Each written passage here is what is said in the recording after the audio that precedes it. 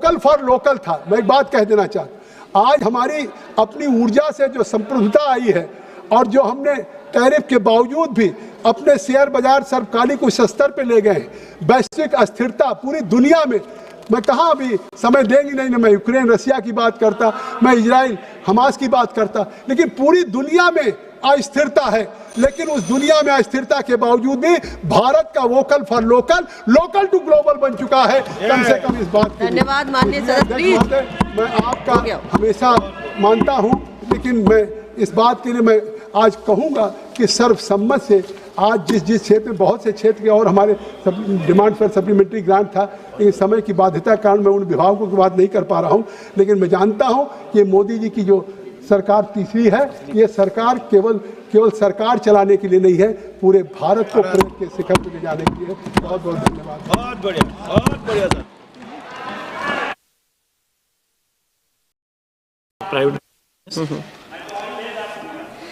Private member business item number 21, देश में हवाई किराए को विनियमित करने के लिए उचित उपाय। माननीय श्रीमती वर्षा गायकवाड़ जी। सम्मानीय अध्यक्ष महोदया, माननीय सदस्य शफी परिमल जी द्वारा इस महत्वपूर्ण प्रस्ताव के ऊपर सम्मानीय अध्यक्ष महोदया, मैं बोलने के लिए खड़ी हूँ और उसको समर्थन देने के लिए खड़ी हूँ। सम्मानीय अध्यक्ष, मैं अपना निवेदन जो है वो 4 पंक्तियों के साथ शुरू करना चाहती हूँ। हवा में उड़ान है पर जमीन हाल बेहाल है, टूटी सीटों के साथ सेवा खुद ही एक सवाल है, किराया है आसमान पर, टैक्सों की भरमार है, विकसित भारत का सपना दिखाती मोदी सरकार है। लेकिन ये ज़मीनी सच्चाई अगर आप देखोगे अध्यक्ष महोदया तो बिल्कुल जो है अलग है, और मैं उसको आज आपके सामने रखना चाहती हूँ। आज हवाई यात्रा आम आदमी नागरिक के सुविधा के लिए नहीं बल्कि उसके शोषण का जो है वो बहुत बड़ा साधन हो गई है। प्रधानमंत्री जी कहते हैं उड़े देश का आम नागरिक, लेकिन महोदया सच्चाई ये है कि आज की स्थिति में लूटे देश का आम नागरिक और उड़े भाजपा के मित्र। एक एयरलाइंस को आज महालूट का बहुत बड़ा एक जो है आपको मैं बताना चाहती हूँ मची हुई है। एक टिकट जब आम आदमी खरीदने जाता है तो पहले वो सोचता था कि 5 से 6 हज़ार का होता था, लेकिन वही टिकट आज लगभग जो है 25 से 30 हज़ार तक पहुँच गया है। क्या यही उड़ान है या उड़ान से भी ऊँची लूट चल रही है, ये मैं यहाँ से पूछना चाहती हूँ। आज अगर एक एयरलाइंस का टिकट की बात करें तो तरह तरह के हिडन चार्जेस वहाँ पे जोड़े जाते हैं। जैसे बैंक बिना बताए पैसों की जो है वो कटौती करती है, उसी तरह से एयरलाइंस आज बड़े बड़े जो है टिकट के साथ हिडन चार्जेस लगाती है। वैसे ही UDF, ASF, फ्यूल सरचार्जेस जैसे नाम पर जनता को ठगा जा रहा है। मेरा सुझाव यह है कि एयरपोर्ट अथॉरिटी ऑफ इंडिया का नाम बदल के अडानी एंड सन्स का नाम रख दिया जाए, क्योंकि सब कुछ उन्हीं को सौंपा जा रहा है। देश की संपत्ति को टैक्स फ्री डोनेशन के नाम पर जो है वो देने का काम यहाँ पे हो रहा है। अदानी एयरपोर्ट और यूजर फीस के बारे में भरी जो है वो बड़ी बढ़ोतरी हो गई, उसके मामले में मैं कुछ कहना चाहती हूँ। दिसंबर 2025 के टी रीसेट के फैसले के बाद अदानी कंपनी को मिहाल ने अपने घाटे को पूरा करने के लिए अंतर्राष्ट्रीय यात्रियों पर लगने वाली यूजर डेवलपमेंट फी UDF का जो रुपया 175 रुपए के था, उसको बढ़ा के जो है वो 3856 रुपए करने का प्रस्ताव दिया है। क्या सरकार इसको जो है 22 प्रतिशत इसको बढ़ोतरी दी गई है उसको रोकने की कोई बात नहीं कर रही है, या फिर इस निजी कंपनी की मनमानी चलने लगे है और मुंबई जैसे दुनिया भर के सबसे जो एयरपोर्ट है उसको महंगा एयरपोर्ट बनाने में लगी है? ये भी मुझे कहना है। इसके माध्यम से महाराष्ट्र की जो पर्यटन है उसके ऊपर भी बड़े पैमाने पे जो है इसका जो है उसका असर होने वाला है। आप 175 रुपया समझिए कहा है और 3856 रुपया कहा है। ये जो है वो ये रेट जो है वो यूजर डेवलपमेंट के नाम पे जो है वो अदानी कंपनी उसको चार्ज कर रही है। दूसरा मेरा एक कहना है कि मुंबई की जो हमारे एयरपोर्ट है उसके सरकार द्वारा जो अभी बात हो रही है, मैं बताना चाहती हूँ कि नवी मुंबई के एयरपोर्ट एक नया स्थापन हुआ है जिसका नाम NMAI है। उड़ान भरने वाली एकमात्र बड़ी एयरलाइंस वहाँ पे इंडिगो है। लेकिन कल आपको मैं बताना चाहती हूँ एक चीज़ कि DGCI ने क्रू के कमी और रद्दीकरण के कारण इंडिगो को स्पेशल जो है वो ऑडिट का आदेश दिया है। मेरा सवाल यह है कि अभी आप इंटरनेशनल हमारा जो मुंबई का नवी मुंबई का जो एयरपोर्ट हुआ है, अगर वहाँ पे अकेली एयरलाइंस की सेवा होगी तो अगर वो देने में विफल रही तो क्या ये मंत्रालय के पास नई एयरपोर्ट चालू रखने के लिए कोई प्लान भी है कि नहीं है, या उद्घाटन के बाद वो एयरपोर्ट जो है वो गोश्त टर्मिनल बन जाएगा? ये भी मेरा यहाँ पे पूछना है। सम्मानीय अध्यक्ष महोदया, मैं आपके माध्यम से ये भी पूछना चाहती हूँ, क्या ये सरकार द्वारा उड़ान योजना में 120 नए डेस्टिनेशन जोड़े जाने की और अगले 10 सालों में 4 करोड़ यात्रियों को जोड़े जाने का लक्ष्य है, लेकिन कैग के अनुसार 2023 के रिपोर्ट के अनुसार 774 में केवल 403 रूट जो है, मतलब 52% जो रूट है अभी तक जो है वो शुरू ही नहीं हुए हैं। जो शुरू हुए हैं वो 371 रूट्स में से केवल जो है 112 रूट्स में 3 साल में कंसेशन अवधि पूरी करके सिर्फ 54 रूट्स जो है, यानी 60% सिर्फ 60% जो है उनका जो है वो रूट जो है वो 3 साल में आगे चालू कर पाए हैं। ये सच्चाई है यहाँ की। और सरकार बताए कि ऐसी कई नीतियां लाने जा रही है जिससे उड़ान रूट्स को स्थापित करने की बात कर रही है, लेकिन जो पहले से रूट बनाए हैं वहां पे अभी तक चालू नहीं हुआ है। तो इस तरह से जो रूट बनाने की बात चल रही है, उन्हें पुनर्जीवित करने की बात चल रही है, उनकी विजिबिलिटी गैप जो है, वायबिलिटी गैप की जो बात कर रही है, ऑपरेशन की बात जो चल रही है, वो कैसे हो सकती है? ये भी मेरा यहाँ पे सबसे बड़ा सवाल है। आज अगर बात करेंगे तो एक जमाने में किंगफिशर जो थी वो किंग ऑफ गुड टाइम्स कहा जाता था, लेकिन आज क्या है, वो किंग ऑफ बैड टाइम्स कहा जाता है। आज कितनी एयरलाइंस बंद हो गई अध्यक्ष महोदया? लगभग 20 एयरलाइन जो है वो बंद हो गई। Jet Airways, Go First, Kingfisher, Air Sahara, Jet Lite, Air Deccan, Air Asia India, उसके साथ साथ मैं बोलना चाहती हूँ एयर पेगासस। इतने सारी मेरे पास नाम है, मैं उसकी पूरी जो लिस्ट है, एयर कोस्टा, एयर मंत्रा और अलग अलग कंपनियां, अध्यक्ष महोदया मैं आपके माध्यम से बताना चाहती हूँ कि लगभग 20 कंपनियां बंद हो चुकी है और कुछ जो है वो मर्ज हो चुकी है। और आज ऐसी हालत हो गई है एयरलाइंस की कि आज मेजॉरिटी जो एयरलाइंस में चल रही है वो एयर इंडिया, विस्तारा, इंडिगो और आकाशा, इसी पे पूरा संपूर्ण हमारा एयरलाइन जो है सम्मानीय अध्यक्ष महोदया पूरी तरह से जो है वो अवलंबन है। और इसकी वजह से जो मोनोपोली हुई है उसका भुगतना ग्राहकों को हो रहा है, यात्रियों को हो रहा है, जिसका असर हमने पिछले 6-7 दिन पहले देखा। जिस तरह से एयरपोर्ट पे लोग परेशान थे, लोगों को खाना नहीं था, पानी मिल नहीं रहा था, अपने घर पे सुरक्षित जाएंगे कि नहीं जाएंगे इस बात की कोई सुरक्षा नहीं थी, उनसे कोई संवाद नहीं कर रहा था, ना एयरपोर्ट अथॉरिटी कर रही थी, ना एविएशन मिनिस्ट्री कर रही थी, ना वहां के जो एयरलाइंस के लोग थे वो कर रहे थे। और इससे बड़ी समस्या जो मोनोपोली की वजह से अध्यक्ष महोदय लोगों को सहनी पड़ी, लोग अपने घर तक नहीं पहुंच पाए, कुछ लोग अस्पताल में जाना चाहते थे, कुछ लोगों का एडमिशन था वो पहुंच नहीं पाए, और सबसे बड़ी समस्या लोगों को करनी पड़ी क्योंकि ये मोनोपोली जो चल रही है उसकी वजह से करना हो गई है। एक नई चीज मैं बोलना चाहती हूँ, अगर 5 मिनट आप एयरपोर्ट पे देर से पहुंचे तो आपको पता है कि एयरलाइंस आपको कहती है कि आप नहीं जा सकते, अभी आपका सामान नहीं, आप नहीं चेक इन कर सकते। लेकिन अगर एयरलाइंस खुद अगर लेट हो जाए तो कोई उनके ऊपर चार्जेस नहीं होता। अभी हमारे यहाँ पे तो मुंबई एयरपोर्ट की मैं बात कर रही हूँ, एयरपोर्ट में तो हमारे यहाँ पे इतनी महंगाई हो गई है कि पानी की बोतल लो, समोसा लो, चाय लो, वड़ा पाव लो, इतना महंगा हो गया है। मेरा एक कहना है कभी तो मंत्री महोदय से, पहले वो जीवीके का एयरपोर्ट था तभी उन्होंने एयरपोर्ट विजिट किया होगा, जब से वो अडानी एयरपोर्ट हो गया है मुंबई का, वो कभी जाके देख के आए क्या? उन्हें मुझे पूछना है। छोटे छोटे जगह पे, छोटे छोटे कॉर्नर पे भी शॉप दिए हैं। आज लोगों को मुंबई एयरपोर्ट पे चलने के लिए जगह नहीं है। और ये शॉप क्यों दिए गए हैं? क्योंकि इसका शॉप का जो रेंट है अध्यक्ष महोदय, ये सबसे बड़ी इसकी कॉज है। जहां पे रेंट अगर जहां वहां है तो 22,000 से 40,000 स्क्वायर मीटर का अगर कोई शॉप है तो उसके लिए जो रेवेन्यू शेयर है जो अदानी लेते हैं वो 28% से 38% का लेते हैं। ये मुझे यहाँ पे जानबूझ के कहना है।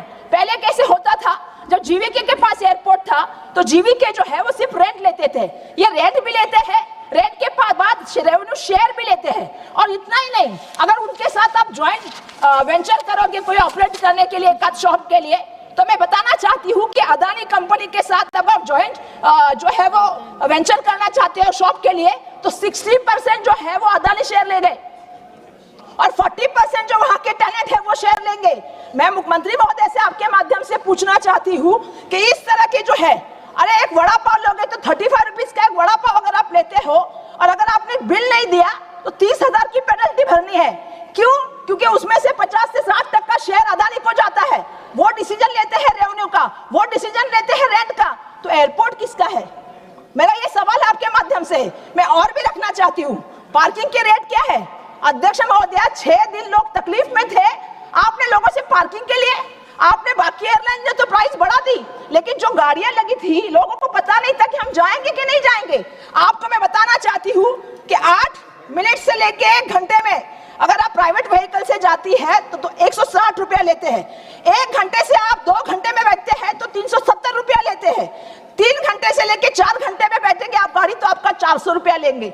मेरा ये सवाल है कि किसके लिए ले रहे हैं आप? 1000 रुपया तक ले रहे हैं 6 घंटे बाद, किसके लिए ले रहे हैं? अदानी के लिए ले रहे हैं। तो हमारा ये सवाल है कि ये गरीब लोगों के लिए व्यवस्थापन रखा गया है या अमीरों के लिए या किसी एक दोस्त को मदद करने के लिए मुंबई एयरपोर्ट काम कर रहा है? एक उड़ान नहीं हो रही है, आपका बराबर व्यवस्थापन नहीं है। अध्यक्ष महोदय, मैं आपके माध्यम से मेरे मतदार संघ के कुछ सवाल पूछना चाहती हूँ सम्मान्य मंत्री महोदय से।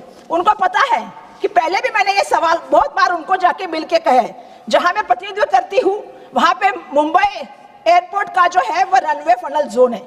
मैं बताना चाहती हूँ कि वहां पे हमारे यहाँ पे इमारतें हैं, कितने लाख लोग रहते हैं मालूम है अध्यक्ष महोदय? 18 लाख लोग वहां पे रहते हैं।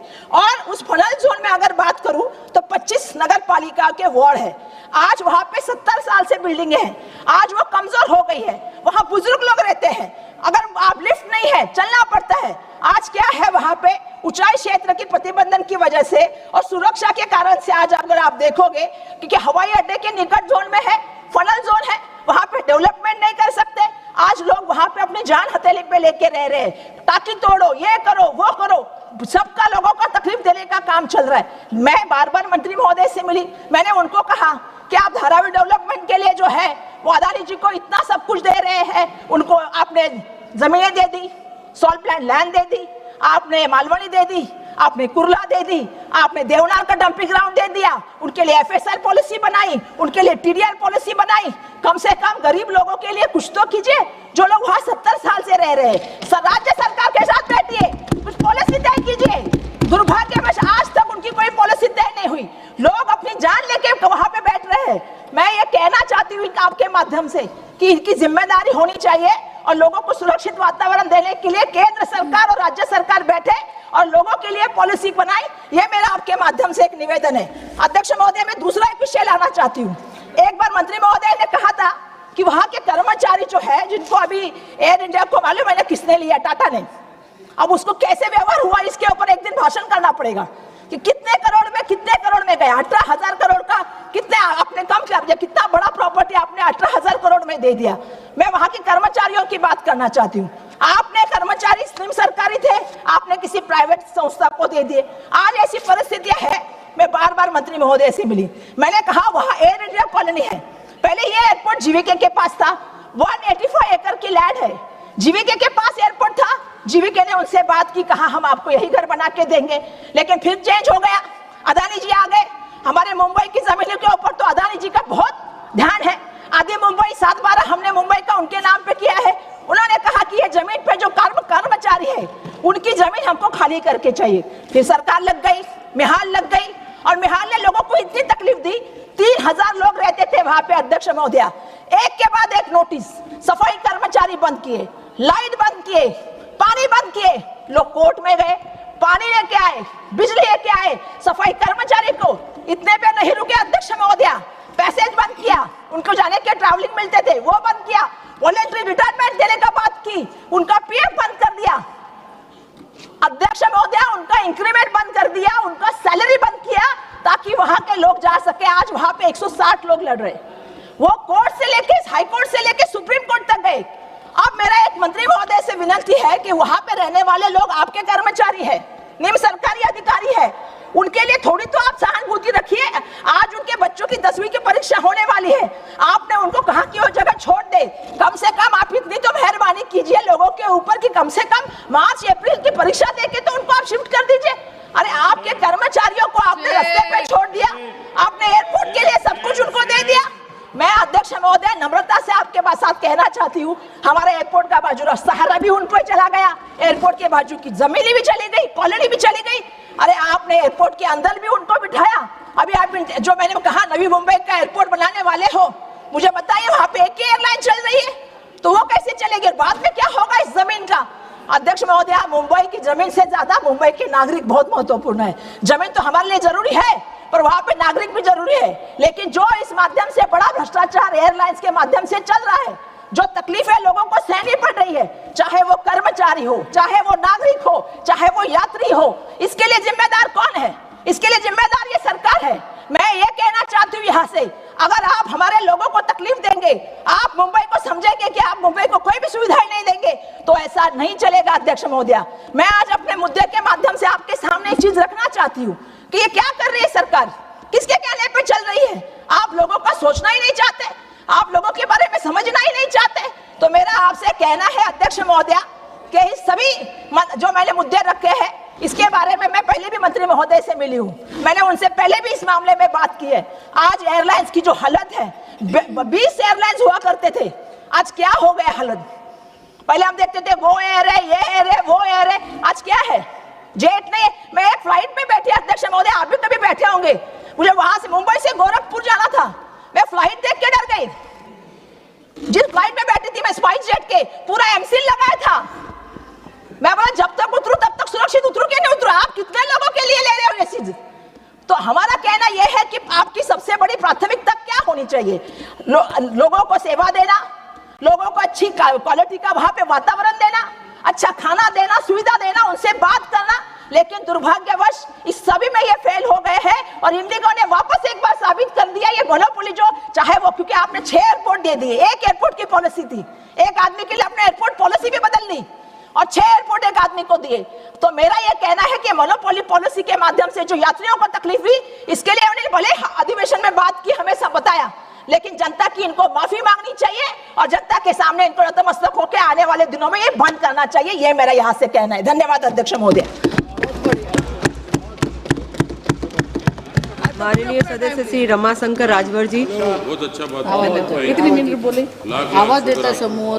बहुत कृपा सभापति महोदय, बहुत महत्वपूर्ण संकल्प पर आपने बोलने का अवसर दिया। महोदया, जब देश बहुत तेजी से बढ़ रहा हो और देश में सबसे तेज चलने वाली जहाज की ये हालत है, तो बाकी देश को की क्या हालत होगी आप समझ सकते। दूसरा बात मैं कहना चाहता हूं महोदया, अभी दिल्ली की कोई घटना हो और 100-200 आदमी उस मामले को उठाएं तो राष्ट्रीय चैनलों की खबर बन जाती है, और गांव में हजारों लोगों के द्वारा उठाई गई कोई समस्या हो तो अखबारों के किसी कोने में छपती है। महोदया, ठीक उसी तरह से जहाज अवसर प्राप्त और बहुत ही आवश्यकताओं को पूरा करने के लिए हमारे देश का एक बड़ा संसाधन है, और इसकी ये हालत है तो सदन में चर्चा करनी ही चाहिए, क्योंकि गरीब आदमी अपनी समस्याओं को उतना जल्दी नहीं उठा सकता, क्योंकि गरीब को उतनी समझ नहीं, मध्यम वर्ग को फुर्सत नहीं, और अवसर और जो धनाढ्य है उनको जरूरत नहीं। महोदया, मैं 2-3 चीज करके अपनी बात को खत्म करूंगा। इस सदन में एक गंभीर राष्ट्रीय और आम आदमी को प्रभावित करने वाला मुद्दा उठाता हूं, वह है भारत के विमानन क्षेत्र की गंभीर समस्याएं और उसके कारण यात्री, परिवार, व्यापार और रोजमर्रा की जिंदगी पर इसका प्रभाव पड़ता है। हम सभी जानते हैं कि गृह और विदेश यात्रा केवल सुविधा नहीं बल्कि आज की गति वाली अर्थव्यवस्था की आवश्यकता है, लेकिन आज हमारे देश में उस सुविधा का अनियंत्रित मनमाना और यात्रियों की जेबों को लूटने जैसा स्वरूप सामने आ रहा है, तब तो सदन में चर्चा होनी चाहिए। हवाई किराया के मनमाने और असामान्य उछाल आंकड़े बोल रहे हैं। हाल की यह घटना हुई, हाल के इंडियो संकट के दौरान टिकटों की कीमती सामान से 3 से 10 गुना तक बढ़ गई।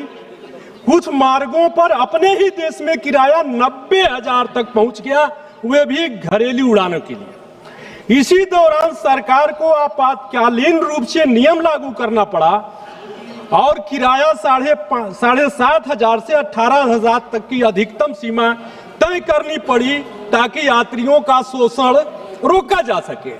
अब सवाल ये उठता है कि सरकार ने जो किराया तय किया उस किराए पर उड़ानें कितनी हुई, यात्री कितना यात्रा किए, ये मंत्री जी को देखना चाहिए। महोदय, सरकार ने सुझावित जो किराया किया उसमें 5 किलोमीटर से 500 किलोमीटर से 750 किलोमीटर तक 12,000 रुपया, 1000 किलोमीटर से 1500 किलोमीटर तक 15,000 रुपये और 1500 किलोमीटर से 18,000 रुपये। महोदय, यह चार्ट नीति का एक आधार हो सकता है जिसमें आम यात्रियों को मनमाने दामों से सुरक्षा मिले, न कि वे महंगे किरायों का एटीएम की तरह देखे जाएं। आपदा, त्योहार और सुरक्षा परिस्थितियों में किराया वृद्धि क्या यह न्याय संगत है? हमारा उद्देश्य यह होना चाहिए कि आपदा या देश सेवा के समय निजी कंपनियां लाभ को प्राथमिकता दे, सुरक्षा या नागरिकता के हित को नहीं। क्या हम यही चाहते हैं? हुआ क्या? कुंभ मेले के दौरान क्या हुआ? इलाहाबाद जो साथी स्नान करने गए थे जाने होंगे, लूट मची हुई थी। कुंभ मेले के दौरान जैसे लगा कि बाजार खूब आ गया है, इनका जितना किराया वसूल सको। चलिए, वो तो हमारे त्योहार का समय था। महाकुंभ 2025 में प्रयागराज की ओर टिकटों का भारी उछाल, कभी कभी 5.5 गुना तक यात्रियों को भारी बोझ का सामना करना पड़ा। महोदय, विपत्ति काल में भी खुशी का काल छोड़ दीजिए, त्योहार का समय छोड़ दीजिए, विपत्ति काल में भी ये कंपनियां लूट मचाई। क्या हुआ? जब पहलगाम हमला हुआ, पहलगाम हमले के बाद किराया गिरावट के बावजूद तेजी से बढ़ गया, अफरा तफरी मच गई। क्या हमारी कंपनियां केवल पैसे को कमाने की जिम्मेदारी निभाएंगी, देश के प्रति कोई जिम्मेदारी नहीं निभाएंगी? पहलगाम आतंकी हमले के बाद सरकार ने निर्देश दिया था कि एयरलाइंस किराया न बढ़ाए, लेकिन कई एयरलाइंस ने उन निर्देशों के बाद भी ऊंचे किराए दिखाए और जिससे यात्रियों को आर्थिक बोझ उठाना पड़ा। सरकार क्या समीक्षा की? कितने यात्री उड़े, कितनी कंपनियों ने किराया छोड़ा? समीक्षा हुई? नहीं हुई। अगर हम आपदा प्रबंधन के समय मानवीय मूल्यों, यात्रियों की सुरक्षा और नागरिकता के अधिकारों को प्राथमिकता न दें तो हमारा विमानन नीति घरेलू कारोबार का साधन बनकर रह जाएगी, न कि जनता के अधिकारों की रक्षा के लिए। संचालन, जब हम रूढ़ी जी हैं कि नहीं चले गए, ये जहाज उड़ाते हैं जानते हैं, हम सब भी जानते हैं। जब जहाज आसमान में होती है उस समय केवल मैसेज ही हमारी जान को बचाता है और संचालन करता है। महोदय, आपको बता दूं, इस क्षेत्र में इतने कर्मचारी कम हैं कि एआई कर्मचारियों की कमी भी नहीं दिखता। अरे जान से खिलवाड़ होगा। और दूबे जी, मैं बता दूं कि एआई कर्मचारियों की यह हालत है कि एक कर्मचारी 3 टाइम ओवर टाइम कर रहा है। ये एआई में कर्मचारियों की इतनी कमी है कि एक कर्मचारी, उसके एक कर्मचारी ने, जिसका मैं यहां उद्धृत नहीं करूंगा, एक कर्मचारी ने बताया कि हम लोग किस तरह से जहाज उड़ा रहे हैं, हम लोग जान रहे हैं। 5,500 के लगभग पद आज भी खाली है, लेकिन वो भरे नहीं गए। एक कर्मचारी जो जहाज उड़ा, जो यहां से सिग्नल देते हैं, वो 3 टाइम नौकरी कर रहे हैं, 3 टाइम ओवर टाइम कर रहे हैं। हमारी जान की कैसे सुरक्षा होगी? क्या हम इस पर समीक्षा नहीं करेंगे? हम सभी जानते हैं कि देश के कई एयरपोर्ट विशेष रूप से व्यस्त मौसमों और आपातकालीन समय में ये एआई कर्मियों की कमी से जूझता है। महोदय, कंट्रोल टावरों में स्टाफ शॉर्टेज, कंट्रोल टावरों में स्टाफ शॉर्टेज रहेगा। रनवे सुरक्षा और हवाई अड्डा ग्राउंड हैंडलिंग में कर्मचारियों की कमी, इनसे न केवल उड़ानों की देरी बढ़ती है बल्कि नियमों के समय पर पालन में भी समस्या होती है। यह सिर्फ एक विमानन संचालन समस्या नहीं है, यह राष्ट्रीय सुरक्षा यात्री सुरक्षा और नागरिक अधिकारों में कमी की ओर इशारा करता है। एकाधिकार और निष्पक्ष बाजार क्यों जरूरी है नियंत्रण? महोदया, मैं बता दूं, जितने एयरलाइंस हैं, सारे एयरलाइंस में बड़ी बड़ी दुकानें हैं।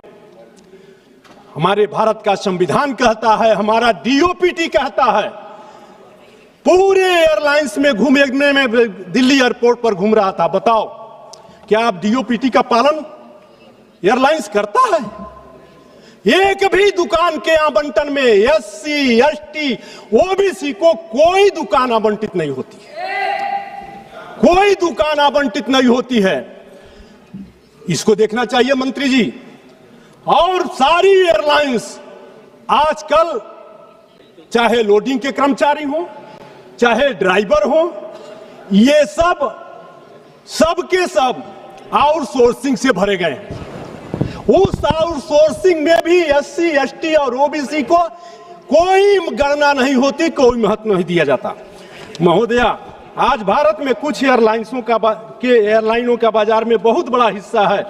जब एक या कुछ कंपनियों के हाथ में संचालन का इतना नियंत्रण हो कि वो तालमेल में किराया तय कर सके, तो यह तब वहां प्रतिस्पर्धा नहीं बल्कि और प्राइसिंग का खतरा बन जाता है। महोदया, सुप्रीम कोर्ट ने भी भारत में टिकट मूल्य निर्धारण को लेकर सरकार में एयरलाइंस को नोटिस दिया कि ये नियम पारदर्शी और यात्रियों के हितैषी कैसे होंगे। हमारा सुझाव है महोदया, एयरलाइंस को मील के आधार पर किराया का पालन अनिवार्य करें। माननीय मंत्री जी, एआईआई स्टाफ को भरपूर संख्या में तैनाती करें ताकि ऑपरेशन सरलता पूर्वक हो। किसी भी आपदा, त्योहार या भीड़ भाले आयोजन में किराए के मुनाफे के ऊपर प्राथमिकता न दिया जाए। महोदया, डीजीसीए के पास मार्ग विशिष्ट और घटना उत्तरदायी मूल्य नियंत्रण हो। नागरिक की जेब है, सुरक्षा है, अधिकार है। माननीय अध्यक्ष महोदया, हमारी मांग सीधी और निष्पक्ष है। विमानन नीति केवल कारोबार नहीं, यह हर भारतीय की यात्रा की सुरक्षा, असाधारण समय की जवाबदेही और आर्थिक न्याय का हिस्सा है। इस सदन में मैं अपील करता हूं, माननीय मंत्री जी, जहाज का उपयोग तुरंत पहुंचने के लिए आदमी इतना भाड़ा और पैसा देके करता है, और कभी कभी तो ऐसे विपत्ति काल में हार्ट अटैक हो जाए, ब्रेन हेमरेज हो जाए, उस समय या ट्रांसप्लांट भी कराना हो तो जहाज का उपयोग करना पड़ता है। हमारे घटनाएं जब होती हैं, कहीं मौत हो गई, माँ की मौत हो गई, पिता का मौत हो गया, तुरंत हम बुलाते हैं कि हम जहाज से जल्दी अपने घर पहुंचेंगे। महोदया, एक और खेला हुआ, और माननीय मंत्री जी से मैं कहना चाहता हूं आपके माध्यम से, एयरपोर्ट में पैसा लगा। बाबा साहब बी.आर. अम्बेडकर, भगवान बुद्ध की धरती, कुशीनगर एयरपोर्ट बना। हर मीटिंगों में मंचों पर मैं पत्र लिखता रहा, हम भाड़ा देकर गोरखपुर एयरपोर्ट से जहाज चला रहे हैं, लेकिन बना हुआ एयरपोर्ट जो भगवान बुद्ध की धरती को पूरी दुनिया से जोड़ता है, कुशीनगर, आज तक वो एयरपोर्ट नहीं चला। हो क्या रहा है? भारत सरकार और हमारा मंत्रालय पैसा लगाकर किसानों से जमीन लिया, एयरपोर्ट बनाया, भवन बनाया, फिर आ गए उसमें डेवलपर। और जब डेवलपर आ गए, हमारे लखनऊ के एयरपोर्ट का नाम चौधरी चरण सिंह एयरपोर्ट था, अब उसमें जोड़ दिया गया अडानी एयरपोर्ट। शेम। डेवलपर आएगा, हमारे वहां दान की प्रथा थी, कोई विद्यालय के लिए बाबा देवराज दास के नाम से 2 आदमी जमीन दान किया, उनके नाम से विद्यालय खुल गया। हमारे वहां दान की परंपरा रही है, जो जमीन दान देता है उसके नाम से उस विद्यालय का, उस संस्था का नाम रख दिया जाता है। लेकिन यहां क्या हुआ? एक पैसा दान नहीं दिया, डेवलपर बन के आया और लिख दिया अडानी चौधरी चरण सिंह एयरपोर्ट। इसको कौन देखेगा? इस बात को कौन देखेगा? इसलिए ये जो खामियां हैं, इन खामियों को दुरुस्त करिए, ऐसा टिकट में ले रहे हैं, दुरुस्त करिए। और ये जो लूट मची हुई है, ये लूट मची है, यह सवाल यह है कि कानूनविद, सवाल यह है कि अवसर प्राप्त लोग, सवाल यह है कि पढ़े लिखे लोग 80% यात्रा जहाजों से करते हैं, लेकिन इतनी बड़ी लूट उनके आंख के नीचे एयरलाइंस कंपनियां कर रही हैं। इस पर क्या कार्रवाई होनी चाहिए? होनी चाहिए कि नहीं होनी चाहिए? टिकट में लूट, 10 रुपए का बस का भाड़ा दो, यहां से यहां तक जाने का निश्चित है। ट्रेन में आप दिल्ली से देवरिया जा रहे हैं, ट्रेन में दिल्ली से बलिया जा रहे हैं, भाड़ा निश्चित है, लेकिन जहाज में कोई भाड़ा निश्चित नहीं है। और एक ही कंपनी के हाथ में पूरी एयरलाइंस, लगभग 70 से 80% जहाज और रूट पर कब्जा एक ही एयरलाइंस कर लिया। बाकी एयरलाइंस को और मुनाफा करने वाले रूट दे दिए गए, दे दिए गए। और परिणाम क्या हुआ? आपके सामने रहा कि बाल बच्चे, महिला, पुरुष एयरपोर्ट पर पुलिस, हमारे बीएसएफ के जवानों से लड़ रहे थे। मामूली कर्मचारी मार कर रहा था, जो मालिक हैं वो एसी कमरों में बैठे हुए थे और उनके कर्मचारी एयरपोर्ट पर और यात्रियों के बीच झगड़ा हो रहा था। इसलिए ये बहुत महत्वपूर्ण संकल्प है।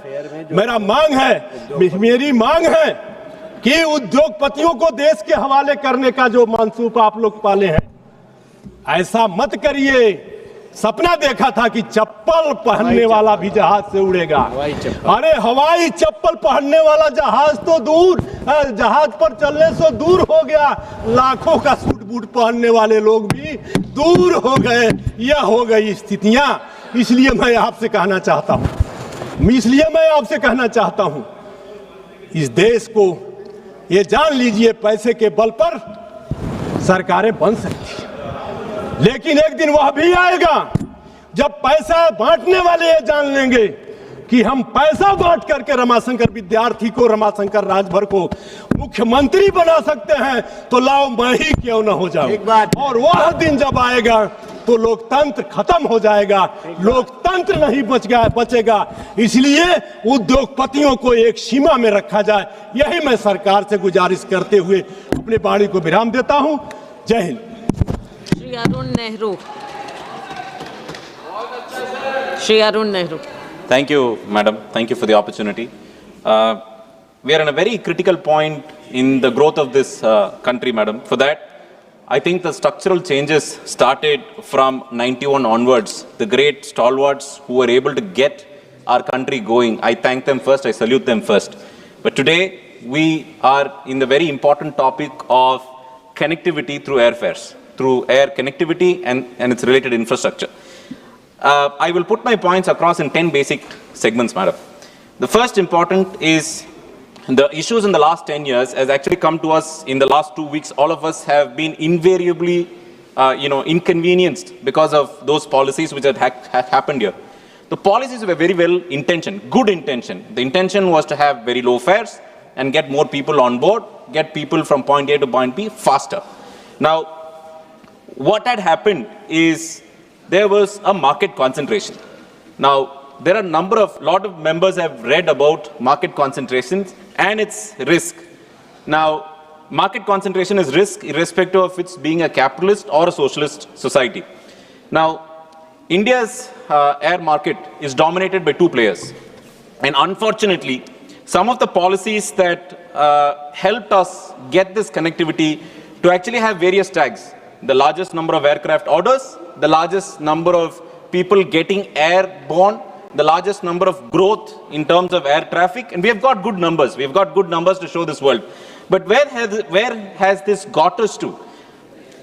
The leading carrier has in 60% of the routes, that's the only carrier.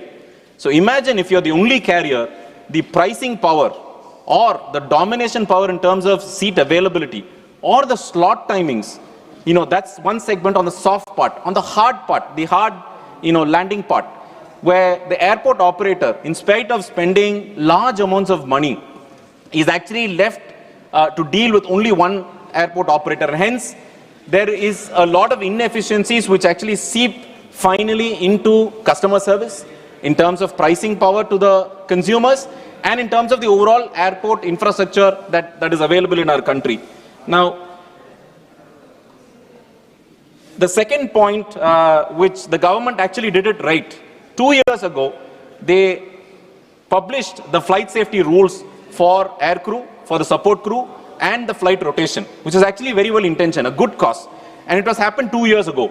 Now, there are a number of reminders, I believe, that I've read in the newspapers that, the Honorable Minister, along with the department, have taken a lot of efforts to remind the airlines to actually get ready for that implementation.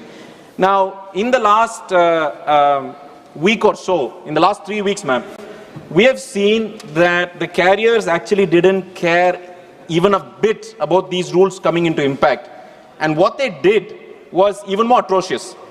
They had invariably said no to those rules, and they had large-scale cancellation in order to force or have an impact or have a feel of forcing the government and had to actually reverse those rules. The government did not reverse the rules, but what had happened was it relaxed the rules for some time so that they can cope up back again. Now we have two things here, madam. We had a government that clearly told all the operators, gave enough time, but we had the operators lax, and actually the government had to go back even for 2 months. Even if it's 2 months, it's 2 months. Duly elected government, which had had enough time, was not, I think they subverted the power of the government and its people because of the dominant power. So I want the government to note that just by creating efficiency of scale can actually come as bite back in terms of policy implementation and in terms of pricing power. So your intention to actually give better pricing to the consumers is actually coming to haunt you in terms of giving, preferential to these market powers. Now, one of the side effects of such powers is that the regulatory framework has wide regulatory framework. I mean, we've got great people manning the airport authority, manning, the research departments of air traffic controls. Because of such market power that the players have, the regulatory environment actually has turned reactive. In the last 5 years, or even take 6 years, ma'am, the department had to constantly monitor airfares. Why is the department supposed to monitor airfares? It was not the policy of the government. The policy of the government is very clear. They want market to determine the prices. And look at what determining the prices of the market has taken us to. It has, time and again, the department has been forced to be reactive, asking the airlines to cap prices, giving out regular orders. What that happens is this happens into a regulatory creep. So they can't form a proper regulation in terms of a proper time, and every year they have to change rules because of the market participants. Now, the sub-effect of actually having scale is actually weak competition. Now, US, the most capitalist state, has 4 airlines, madam. You have the market share ranging from 35% to 22%, and there are 4 airlines. So what this gives us is there's enough competition, there's enough scale, and it sticks to market, the decision of the government to stick to market and actually get the best prices for the consumer. So I hope the government realizes that giving scale, I think in a regulated manner, which actually help rather than just giving a total free hand to the market where it's bound to abuse, and we have seen this in the last 3 weeks. Although well-intentioned, your intention was to keep prices low, but what had happened is that the market carriers actually tweaked it. I will also give you a flagship example of a flagship program which is actually misused by the operators. The UDAN scheme, which is a very good scheme. They wanted to connect far-flung areas. That's the principal aim of the scheme, madam. Now, take my case, take in Tamil Nadu. You have ATRs operating continuously. We have about 7 services to each of the cities regularly every hour. Now, if you take the break-even, UDAN gives a lot of incentives for the operators to operate the ATR, the turboprops, the smaller aircrafts. Now, the break-even point, because of the incentives of the government, is if the aircraft operator fills out 50 seats, it's break-even. So about 80 seats, 30 seats is profitable. Now, same aircraft, if they are able to use the larger aircraft, the jet engines, the break-even points out of the total 186 seats comes to approximately 110 seats, madam. So you see the unfair situation created to the consumer, where he has to use a turboprop but still be profitable, where the government intention was to connect to far-flung areas. So the request is, please give the UDAN scheme, focus it to far-flung areas in the northeast, where they can actually get air service and pricing, and not the well-connected markets, where the participant use this scheme to connect only well-connected markets and actually gouge pricing. And jet engine prices are actually cheaper than the turboprop, madam. Now, a lot of the users, a lot of the members would have traveled to the last mile using turboprop. And, it's for the, through you, madam, I asked the department to actually check on the effectiveness of the UDAN scheme on the non-commercial routes which they actually wanted to implement. Now, the fifth point that I want to make here is infrastructure development. For some other reason, for whatever reason, all the policies have a very high entry point, madam. Of course, the government wants proper airport operator, well-funded airport operator who can actually tap the global markets. I think that has led to a Honorable member, just give me a little. Honorable members, I am to inform you that 5 hours have already been taken on this resolution, thus almost exhausting the time allotted for its discussion. As there are 3 more members to take part in the discussion on the resolution, the House has to extend time for further discussion on this resolution. If the House agrees, the time for discussion of the resolution may be extended by 1 hour. Is that okay? All right. Thank you. The time is extended by 1 hour. Honorable Member, Mr. Nehru. Thank you, ma'am. Ma'am, I was talking about the infrastructure delays and uneven regional development. Some of the metro areas and, in the south of India, we still have higher number of airports where the travel is still substantially higher compared to certain regions. Now, the high entry point is from the government's eye is to have a liquefiable or a liquid operator, or operator with enough cash flows, positive environment, because they have allowed certain operators to tap the global markets. And the global markets have very high standards. And one of the effects, or follow-on effects of such scheme is we have very high entry fees, madam. For the ticket, almost 25% of the ticket cost actually goes into taxes and airport fees, which the government is right to give the airport operator. But what happens is this very high entry point actually creates the opposite effect of what the government wants to do, which is actually keep prices low. So a good discussion about this, or a good policy change improving or accessing new players will actually help rather than a very few players, madam. Now, passenger experience. Anybody experience Indigo would note, I'm sorry to name the airline, but anybody who's going through a dominant airline would know the service levels. If it's a no, it's a no. It's not service, it's actually we have no choice. Because of this, there's so much pricing power, and they have a very dominant practice of going. In fact, one of the newspapers actually mentioned, madam, the increase in the as a matter of fact, there's a lot of increase in PP tablets if you actually take festival seasons, and that's just correlated to increase in air traffic. Madam, I'm just finishing, madam, just last point. Last point is the financial health of airlines. One of the, again, subset of the dominant power is actually because of the dominant airlines. 2 points about Trichy alone, madam. Sir, in this topic also, example of Trichy, because it's a tier 2 city, it's a non-metro city, and most of us belong to tier 2 or tier 3 cities. Establishing a hub and spoke model where every flight has to go to Chennai and then come back rather than interconnectivity is actually increasing cost. So I request the minister to actually have a differentiation or more efficient hub and spoke model. The last point is we have very few MROs in the country, madam, maintenance, repair and overall facilities, where there's enough land in tier 2 cities and only the tier 1 cities have MRO. And because in the tier 1 cities, because of the expense, it's still very expensive. So I request through you, madam, that the minister should consider actually opening up more MROs and hence improving the facility of the country. Thank you for the opportunity, madam. Thank you so much. Shri Saugat Roy ji. Sir, I thank the honorable member Shafi Parambil for ভালো আছি আপনি ভালো আছেন সব মন্ত্রীদের সাথে কথা হয়ে গেছে I thank him, Mr. Shafi Parambil, for having brought this resolution. I think today the Civil Aviation Ministry has become a lame duck ministry. Up to the time Air India was with the government, it had some weight. Now, Civil Aviation Ministry only controls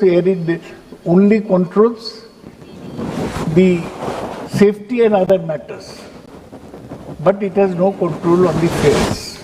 Now, this matter has been repeatedly raised in this House by members from Kerala, where large number of expatriates are there in the Gulf, and they come to India at the time of the Christmas festival. And at the time of Christmas, etc., the migrant workers in the Gulf who are wage earners, they face tremendous difficulty, and sometimes the fares are so high that they have to spend a year's salary on to and fro tickets. It has been raised, but the government has done nothing to mitigate their suffering.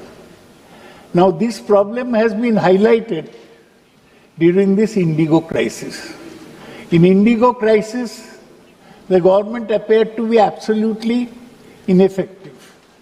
Every day, hundreds of passengers, thousands of passengers were stranded at airports.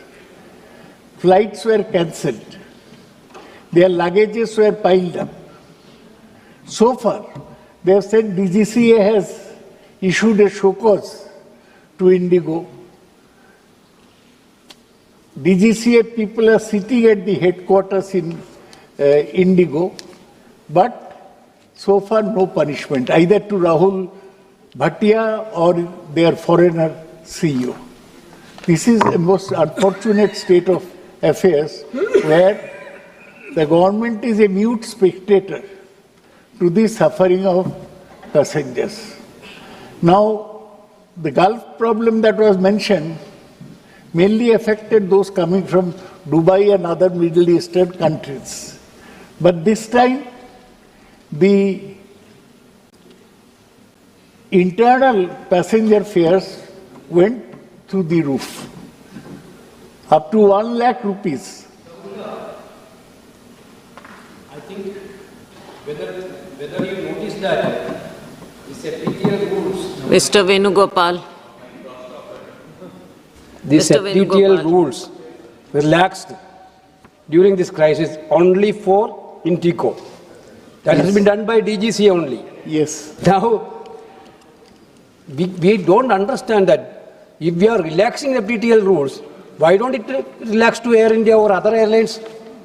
Only FTTL relaxed through Indigo only.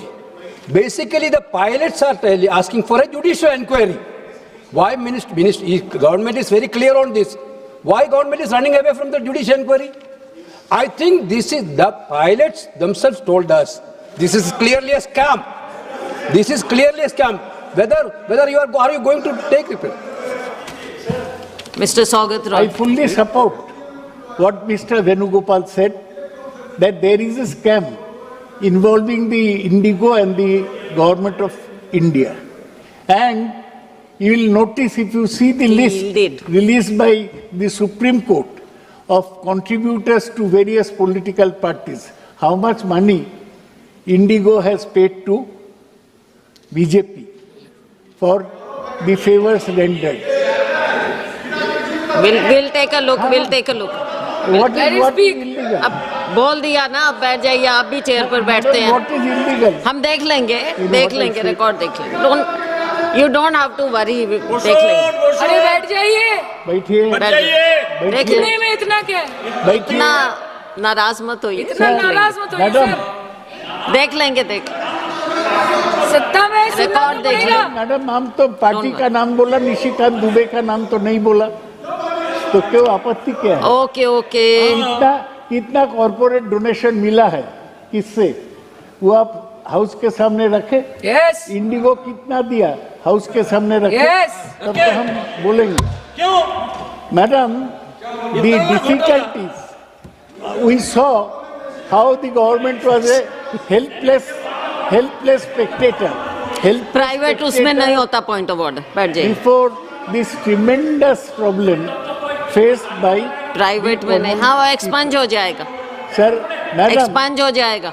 in 1994, the अरे निशिकांत जी Mr. बैठ Saugat जाइए। Roy, आपको तो Saugat ज्यादा ही दिया Roy है जी, ना, please आपको address तो the ज्यादा ही chair. दिया है। Please address the chair. Madam, I am addressing Address you. the chair. Madam, this 1994 deregulation of airfare was a wrong decision. The Congress government was in time, at that time, Madhav Rao Scindia, dear Minister Jyotiraditya Scindia's father was civil aviation minister. They said that we are having open sky. Open sky means no regulation on airfares, no regulation on the airlines. What has happened today? In the total aviation market, Indigo of Rahul Bhatia is alone having 66%. Air India, even after its takeover by Tata, is only 26%. But during the recent crisis, I've been traveling, Air India did not raise their fare like Indigo did. So Indigo, by putting passengers in a problem, they have created this terrible situation. Madam, this house should rise up and say that why is Rahul Bhatia not in jail? Why are the Indigo top bosses not in jail? So far, that effective steps have not been taken. Now, while I speak on this, I mention what our colleague Sayani Ghosh raised today morning. She said how Calcutta is being deprived. Kolkata, airport, Madam, I will complete in 2 minutes. Kolkata airport has completed 100 years. Now, there is no direct flight to England, UK, or to America from Kolkata. Why is Kolkata being discriminated? Because it is run by a government opposed to the BJP. So if you have to go to UK, USA, then you have to go either to Mumbai or Delhi. Or even Etihad, they also don't have a direct flight. So we are put in difficulty. Now northeastern states, they are also facing this difficulty. From Silchar in Assam, there is no direct flight. Silchar people have to come to Kolkata and then go to Delhi. This difficulty should ease. Our minister is a young man, enthusiastic, jovial, but clearly he is not up to the mark in his job. Maybe he hasn't got the political authority to take steps against these errant airlines. As it is, madam, the airports have all gone to one single family, Adani. Now, Bombay, earlier it was GVK, now you see Adani. As our member from SP mentioned, Chaudhuri Charan Singh Airport in Lucknow, it is Adani Chaudhuri Charan Singh. So you have given the whole airlines sector to one family. And the whole civil aviation, whole the plane flight is given to Rahul Bhatia. Now why should the country suffer like this? For so long, we did not have open skies. The people still traveled. They were not put to such difficulty. That's why I thank Shafi Parambil for bringing this motion. He has pointed, he has highlighted, and today at least the minister will be forced to reply. And it's a very detailed resolution. I'm very happy about the same. Madam, we should sit up and from your chair, you should give a dictum that the Civil Aviation Ministry put up their socks and really do something to alleviate the misery of the common poor passengers. Thank you. Shri Jagdambika Pal.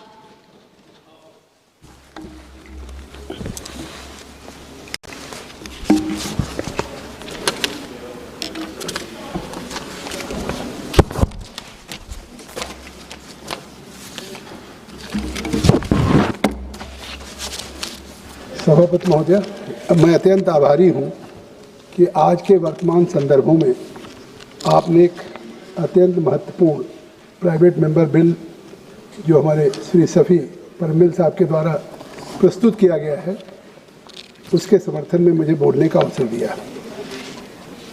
इन्होंने 26 जुलाई 2024 को दिया था, लेकिन आज जब हमारे Indigo की जिस तरह से पिछले दिनों घटनाक्रम हुआ और उसके बाद उस परिस्थितियों में, उन संदर्भों में आज इस बिल का और महत्व बढ़ जाता है। और इस बिल का इसलिए भी महत्व बढ़ जाता है कि जिस तरीके से ये प्राइवेट मेंबर बिल है, ये केवल एक हम निजी संकल्प पे कोई चर्चा करने के लिए नहीं खड़े, और ये केवल आज जिस तरह के घटनाक्रम हुए, ये केवल अब हवाई किराए का ही मुद्दा नहीं रह गया।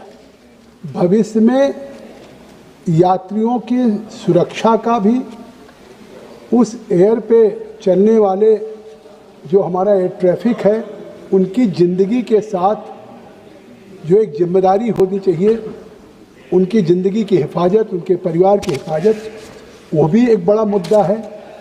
यात्रियों से जिस तरह से भी किराया लिया जाए, फ्लैक्सी फेयर के नाम पे 4-4, 5-5 गुना बढ़ जाए, और इसके बावजूद भी जो जिम्मेदारी एयरलाइंस की उन यात्रियों की सुविधाओं के लिए होना चाहिए, उन सुविधाओं की भी जिम्मेदारी नहीं पूरी होती है। तो स्वाभाविक है कि ये देश के 140 करोड़ लोग जो हैं, उनके अधिकारों से जुड़ा हुआ है और उनके भविष्य से भी जुड़ा हुआ है। इसलिए मैं कहना चाहता हूँ कि ये प्रस्ताव या जो संकल्प आया है, ये संकल्प हमारे देश के 140 करोड़ लोगों के उस आवाज़ को दर्द देता है। जब त्यौहार आता है, छठ का त्यौहार आएगा या कोई आपदा का समय आ जाएगा, उस आपदा के समय जिस तरीके से ये किरायों में वृद्धि होती है, या कहीं अचानक कोई संकट आ जाए, तो उस गरीब के लिए या मध्यम वर्ग के लिए जिस तरह से टिकट के फ्लैक्सी फेयर के नाम पे 5-5, 6-6 गुने महंगे हो जाते हैं, उसका कोई जवाबदेह नहीं होता। पिछले दिनों हम लोगों ने पीएसी में भी बुलाया था, केसी वेणुगोपाल जी भी थे, निशिकांत जी भी थे, हमारे सब सदस्य थे, और इस पर काफ़ी हम लोगों ने चर्चा की थी। उस समय भी जो डीजीसीए की बात है कि डीजीसीए ने जो ये नियम लागू किया, और उस नियम में कि जो हमारे पायलट्स की यात्रा के आवर्स हो, उनकी सुविधाएं हो, उस तरीके से। लेकिन आज जो हमारे प्रिंसिपल साहब ने कहा है, अगर उस दिशा में हम देखें तो आज स्वाभाविक है कि जो एयरक्राफ्ट एक्ट 1934 है, उस एयरक्राफ्ट एक्ट 1934 जो देश का एक मूल केंद्रीय विधान था और केंद्र सरकार को जो एयर के लिए रूल्स बनाने की शक्तियाँ देता था, उसमें किराए भी थे, शुल्क भी था, नागरिक उड्डयन की सुरक्षा था, और उसके रेगुलेशंस के भी सब नियम थे। अभी स्वयं दादा ने उल्लेख किया कि 1994 में जिस तरीके से इसको डीरेगुलेट किया गया और पूरी चीज़ें मार्केट ड्रिवन कर दिया गया, जहाँ पहले सरकार का अधिकार था कि हम एक कैप लगाएंगे किसी रूट की यात्रियों की, जो उसका किराया होगा वो एक अनसर्टन बेसिस जो उसका एक्सपेंडिचर होगा, सारी चीज़ों को देख करके, और इसी एक्ट के आधार पर सरकार ने उस समय एयरक्राफ्ट रूल्स 1937 बनाए, जिसमें उन्होंने हवाई सेवाओं के लिए, परिवहन सेवाओं के लिए पूरा जो एक टैरिफ का या किराए का ढांचा होता है, वो ढांचा बनाया था। ये वही नींव था जिस पे पूरा सिस्टम टिका हुआ था। लेकिन उसके बाद जो एयरक्राफ्ट रूल्स 1937 के भाग पार्ट 13 में आया एयर ट्रांसपोर्ट सर्विसेज के लिए, वो नियम 134-35 के आसपास ही किराए और टैरिफ के मुख्य प्रावधान तक रह गया, जबकि रूल 135 का जो सब रूल 1 है उसके तहत एयरलाइंस के को लागत, उसकी जो सेवा की जो सुविधाएं हैं, विशेषताएं हैं सर्विस प्रोवाइडर्स की, उनको उचित लाभ और जो एक प्रचलित किराया हो उसको ध्यान में रखते हुए टैरिफ बनाने की आज़ादी थी। लेकिन आज तो उस टैरिफ की जो एक आज़ादी दी गई थी, अब कोई अकाउंटेबल नहीं है। अगर कुछ लोग सर्च करने लगे किसी सेक्टर पे, एक साथ 4, 6, 10 लोग, तो जिसका किराया 5,000 है, सर्च करते करते 7,000 और बुक करते करते 10,000 से ऊपर। आखिर ये किस तरीके से किराया को या उनके टैरिफ को इस तरीके से आज़ादी देता है। और उसके बाद जबकि इसके सब रूल 2 में था कि उसे वेबसाइट पे प्रकाशित करना अनिवार्य होगा, लेकिन रूल 54A में जो टैरिफ की परिभाषा दी गई उसमें यात्री, सामान, कार्गो के लिए था और कोई भी किराया दर, रेट या शुल्क, एजेंट कमीशन या उसकी शर्तें शामिल थी। रूल 135 में हुआ कि जो मुख्य उनका कानूनी हक था कि एयरलाइंस टैरिफ तय करे, लेकिन उनको टैरिफ तय करने का हक दिया गया। लेकिन अगर शिकारी या प्रीडेटरी या अत्यधिक या अनुचित पाए जाएं तो उसको DGCA हस्तक्षेप करके संशोधन कर सकता है, उसको रद्द करने का निर्देश दे सकता है और उल्लंघन करने पे, वायलेशन करने पे एयरक्राफ्ट रूल्स के तहत कार्रवाई भी हो सकती है। तो वो जो पार्ट 13 है उसमें जो शेड्यूल सेवाओं की मंजूरी दी गई, रूट के मतलब रूट्स का जो दिया गया, रास्ता सेवा पैटर्न का दिया गया, वो सब आर्थिक पहलू थे। और उसके बाद जो अप्रत्यक्ष रूप से जो किराए को प्रभावित करते थे, जैसे रूल 89 हो, जो 89 से एयरपोर्ट शुल्क जिसका होता, आज स्क्रो कंपनी बना लेते हैं, सब्सिडरी कंपनी बना लेते हैं, पार्किंग का अलग, उसके बाद लोडिंग का अलग, व्हील चेयर का अलग, और जिस तरह से एयरपोर्ट की अपनी उस सर्विसेज के नाम पे आज उस पर कितना एक पैसेंजर्स के ही पर आता है, किसी एयरलाइंस पे बोझ नहीं आता टैरिफ का अगर। और वो जो PSF होता है या डेवलपमेंट फीस होती है वो भी पैसेंजर पे आता है कि आप एयरपोर्ट रन कर रहे हैं, प्रॉफिट आप कमा रहे हैं, और प्रॉफिट कमाने के बाद अगर एयरपोर्ट का विस्तार करना है, ये क्या किस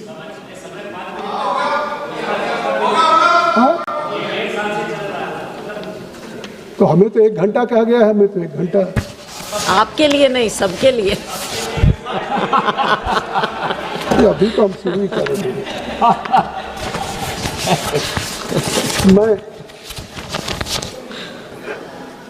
ये केंद्र सरकार ने पहली बार ऐसा हुआ कि आपने देखा जिस तरह से ये घटना हुई उस तरीके से जो हालिया में DGCA ने फ्लाइट ड्यूटी टाइम लिमिट उन्होंने लागू किया। ये क्यों किया? FDTL लागू इसलिए किया कि मान लिया बार बार हमारा इस सदन में माननीय सदस्य कह रहे हैं कि 66%, 67% एक ही एयरलाइंस का कब्जा है। तो अगर देश में मान लिया मार्केट में उनकी सबसे बड़ी एयरलाइंस हो गई, मार्केट की कैप्चर उन्होंने 67% कर लिया, तो आखिर whether that airlines will be accountable for the safety, for the security, for the facility, for the passengers, या whether they are monarch of all the survey, they don't have any accountability to the passengers। आखिर कामन यात्री को चलने के लिए जब आप उनसे किराया ले रहे हैं, उनसे डेवलपमेंट फीस ले रहे हैं, उनसे पैसेंजर टैक्स ले रहे हैं, तो उसमें और पायलटों की कमी होने के बावजूद भी जो पायलटों की कमी है उसकी शेड्यूलिंग होनी चाहिए, उसकी गड़बड़ी के कारण 2 से और 8 दिसंबर के बीच में 2000 से 4000 उड़ानें रद्द हुई। यह शायद भारतीय एविएशन के इतिहास में पहली बार इतनी बड़ी ऑपरेशनल विफलता हुई और एक दिन में 1600 उड़ानें रद्द हो गई। नौबत ये आई कि दिल्ली, मुंबई, बेंगलोर, हैदराबाद जैसे एयरपोर्ट्स पे घंटों लोग फंसे रहे, शादी में नहीं पहुंच पाए, डेड बॉडी लेके नहीं जा पाए, तो आखिर इस गंभीरता को देखते हुए अगर ठीक है प्रधानमंत्री जी ने हस्तक्षेप किया, माननीय मंत्री जी लगातार आज न केवल डीजीसीए ने केवल नोटिस दिया है, उनके खिलाफ कार्रवाई हो रही है, जांच हो रही है, खुद माननीय मंत्री उससे मिल करके स्पष्टीकरण दे रहे हैं, उनके साथ संचालन की, रेगुलेशन की, रोस्टिंग की, पायलट प्रबंधन पे उस पर पूरी चर्चा हो रही है। तो इस तरीके से जो हो रही है तो आज उस पर निश्चित तौर से कार्रवाई, प्रधानमंत्री ने अस्थायी रूप से हस्तक्षेप किया कि आज उस किराए को फ्लैक्सी फेयर के नाम पे नहीं, क्योंकि जिस तरह से रेट बढ़ गए थे उस रेट का नौबत ये थी कि लोगों को लगता था कि 40,000, 60,000, 70,000, तो उस हिसाब से उन्होंने कहा 500 किलोमीटर का 7,500 होगा या मैक्सिमम इससे होगा। तो ये मुझे लगता है कि ये संकल्प साफ दिखाता है कि आज अगर जिस तरह से हमारी एक क्रांति आई है हमारे विमानन क्षेत्र में, और 2014 के बाद आप खुद भी महसूस करें कि जिस तरह से पूरी दुनिया में, भारत में, देश में जिस तरह सिविल एविएशन में उसकी मांग, उसकी अवसंरचना, जिस तरह से सुधार हुआ एयरपोर्ट पे और जिस तरह से यात्रियों की बढ़ोतरी हुई, 2014 में एक सीमित कनेक्टिविटी थी और 24 तक ये कनेक्टिविटी बढ़ करके आज उसकी इनकम 14.47 अरब डॉलर हो गई और 2023 में 12.21% CAG। 5 मिनट तो दे दिए, 10 मिनट दे दिए, प्लीज दे दीजिए, मुश्किल हो जाएगा। तो आप आज समझते हैं। मैं एक बात तो कह दूं कि आज हवाई यात्रा जो कहा जा रहा है क्या है, नहीं थोड़ा सा, अरे उड़ान स्कीम भी सुन लीजिए, सब सुन लीजिए। हवाई यात्रा में 2014 में टैगोर मणक्कम जी 6 करोड़ था, आज वो 6 करोड़ से बढ़ के 14.5 करोड़ हो गया और 23-24 में ये 22 करोड़ यात्री हो रहे हैं। ये जिस तरह से इसका CAGR 9.7% है और घरेलू यात्रा संख्या 142 लाख है और मुझे लगता है कि आज जिस तरह का ये विस्तार हो रहा है, आज दुनिया में हम तीसरे नंबर पे हो गए हैं और ये नहीं है, इसमें DGCA ने किया है तो देश के यात्रियों की सुविधा के लिए, उसके सुरक्षा के लिए, और जिस तरह से हमारे इस पे काम किया, तुरंत सरकार ने एक उच्च स्तरीय जांच का आदेश भी दिया और कहा कि हम इस पे कोई समझौता नहीं करेंगे। कुछ पूरे देश के यात्रियों को दृष्टिगत रखते हुए कोई शिथिल किया गया, मैं 2 मिनट कह लूँगा, लेकिन FDTL नियम लागू होगी, उसकी प्लानिंग होगी और उसका एक फ्यूचर मतलब जो प्रोटोकॉल होगा वो भी लागू होगा। और एक बात मैं बता दूं तो अपनी बात ख़त्म कर दूंगा कि आज जो फेयर कैप की बात होती है, रेगुलेटर की बात होती है, पैसेंजर प्रोटेक्शन की बात होती है, ये कोई अचानक नहीं है। ये स्थिति जो कांग्रेस की दशकों की नीतिगत गलतियां थी, 1953 में जो आपने एक एयर कॉर्पोरेट्स एक्ट बनाया, आप भी सुन रहे सभापति महोदय, मैं खुद पॉलिटिकल बात नहीं कर रहा, जो इंडियन एयरलाइंस एयर इंडिया को पहले सरकारी मोनोपोली बना दिया और उस पर सारा बोझ डाल दिया और वो घाटे में चलती गई और उस घाटे का और फिर 21 मार्च, वो मैंने नहीं कहा, सौगत दादा ने कहा 21 मार्च 1994 को जब हमने उसको डीरेगुलेट कर दिया हो चुकी वो तो उस सरकार में ये हुआ कि एक झटके से आपने एयरलाइंस को पूरी आज़ादी दे दिया और कोई यात्रियों के लिए मजबूत सुरक्षा का प्रबंध नहीं किया। ये देखिए आज हम इस बिल के समर्थन में खड़े, कोई हम आप विरोध कर सकते हो, एड्रेस द चेयर। इसलिए जो आज वो रूल 135B जो 2004 में जो उसका प्रावधान हटाया गया, वो एक सीधे जो DGCA को ताकत देती थी एक सीधे दखल की, तो न पहले 53 में सही रेगुलेशन था, न बाद में ठीक में मॉनिटरिंग की गई और उसके नाते ओलिगोपॉली या कार्टेलाइजेशन हुआ। और इसीलिए मैं कह रहा हूँ कि जिस तरीके से आज इंडियन एयरलाइंस का दोनों का मर्जर कर दिया गया, कितना बड़ा घाटा देश की जनता के पब्लिक एक्सचेकर पे हुआ, ये विकल्प नहीं था।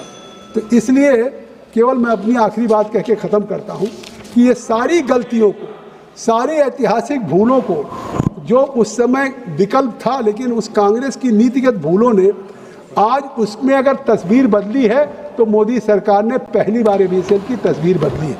और 2014 के पहले ये केवल इलीट क्लब था, ये इलीट क्लब था, लेकिन अब ये खत्म करिए, बस एक मिनट खत्म करो, बस एक मिनट करो। अब ये आम आदमी के लिए है। मैं उड़ान, अभी डीएमके के सदस्य ने तारीफ किया उड़ान की कि आज रीजनल कनेक्टिविटी में उड़ान ने जिस तरह से वायबिलिटी गैप फंड दे करके और एक सस्ते फेयर की गारंटी दिया है, 500 किलोमीटर 200-2,500 में गारंटी दिया है, और पूरे तमिलनाडु हो, दरभंगा हो, देवघर हो, 5 मिनट एक्स्ट्रा दे चुके हैं, विजयवाड़ा हो, 5 मिनट एक्स्ट्रा दे चुके हैं। बस हम 1 मिनट खत्म करेंगे। आप you are so kind, you are so kind. Chair के लिए प्रॉब्लम कर रहे हैं निश्चित तौर से। तो मैं चाहता हूं कि 5 मिनट एक्स्ट्रा गंभीर दिया। विषय है, इसमें माननीय मंत्री जब उत्तर देंगे इन बातों को ध्यान जी रखिए। धन्यवाद। थैंक यू बहुत अच्छे। श्री चंदन चौहान जी। धन्यवाद सभापति महोदय। आपने हवाई किराए को विनियमित करने के उचित उपाय के संकल्प को जो सैफी पुडनील जी द्वारा लाया गया है उस पर अपना पक्ष रखने के लिए मौका दिया, मैं इसके लिए आपका धन्यवाद, आभार व्यक्त करता हूं। मान्यवर, कोविड-19 के बाद पूरे देश की इकोनॉमी के लिए और पर्यटन क्षेत्र के लिए उसे दोबारे पटरी पे लाने के लिए सिविल एविएशन इंडिया द्वारा लगातार कार्यक्रमों को चलाया गया और उन्हीं की मेहनत के अनुसार और आदरणीय प्रधानमंत्री जी के विजन को आगे रखते हुए आज कहीं ना कहीं इकोनॉमी भी बेहतर स्थिति में है और पर्यटन की स्थिति भी बेहतर है। मान्यवर, साल भर में 31 अक्टूबर 2025 तक लगभग 3.25 लाख फ्लाइट्स और 157.08 लाख यात्रियों का संचालन करके अपने आप में इस मिनिस्ट्री ने और सिविल एविएशन ने अपनी मेहनत का मुजाहरा पूरे देश के सामने और बढ़ती इकोनॉमी के सामने रखने का काम किया है। मान्यवर, मैं उत्तर प्रदेश जो एक बड़ा राज्य है पूरे देश का, वहाँ से आता हूँ, जहाँ पहले वहाँ लगभग 2017 से पहले 4 हवाई अड्डे हुआ करते थे। वहीं आज 5 बड़े इंटरनेशनल एयरपोर्ट्स के साथ 21 से अधिक एयरपोर्ट हैं और लगभग बड़ी संख्या में, चाहे प्रयागराज हो, अयोध्या हो, गोरखपुर हो, कानपुर हो, कुशीनगर, बनारस और लखनऊ एयरपोर्ट जब जाते हैं चौधरी चरण सिंह जी के नाम पे जो हमारा एयरपोर्ट है, चौधरी चरण सिंह जी के व्यक्तित्व के रूप में अगर आज उसका विस्तार हुआ है, उनके व्यक्तित्व के अनुरूप नए बड़े टर्मिनल वहां देखने को मिलते हैं। वहीं जेवर के अंदर हिंदुस्तान का सबसे बड़ा एयरपोर्ट बन के भी बड़ी जो है गाथा लिखने का काम सिविल एविएशन और मंत्रालय कर रहा है। वहीं हमारे जाबाज मंत्री आदरणीय राम मोहन नायडू जी और आदरणीय प्रधानमंत्री नरेंद्र मोदी जी के नेतृत्व में हमें पूरा विश्वास है कि यात्रियों की सुरक्षा और बेहतर सुविधाजनक सफर के लिए किसी भी चीज से कोई कभी समझौता करने का काम नहीं करेंगे। आज भले ही इंडिगो क्राइसिस है और वहां जो सरकार द्वारा और आदरणीय मंत्री जी द्वारा स्टेप्स लिए गए हैं, एक संकट का समय तो आया, पर वहीं निश्चित रूप से जनता के अंदर पारदर्शी तौर पे ये संदेश जाने का काम हुआ, चाहे क्योंकि और भी एयरलाइंस हमारे पास हैं, यहाँ और भी साथी बोल रहे थे, चाहे एयर इंडिया हो, हमारी एयर अलायंस हो, अकाशा एयर हो, स्पाइस एयर हो, एयर इंडिया एक्सप्रेस हो, ऑप्शंस बहुत हैं। और माननीय मंत्री जी की तरफ से भी और आदरणीय प्रधानमंत्री जी की तरफ से भी सीधा संदेश गया है कि किसी भी तरह की ब्लैकमेलिंग मंत्रालय या सिविल एविएशन किसी रूप में भी स्वीकार नहीं करेगा।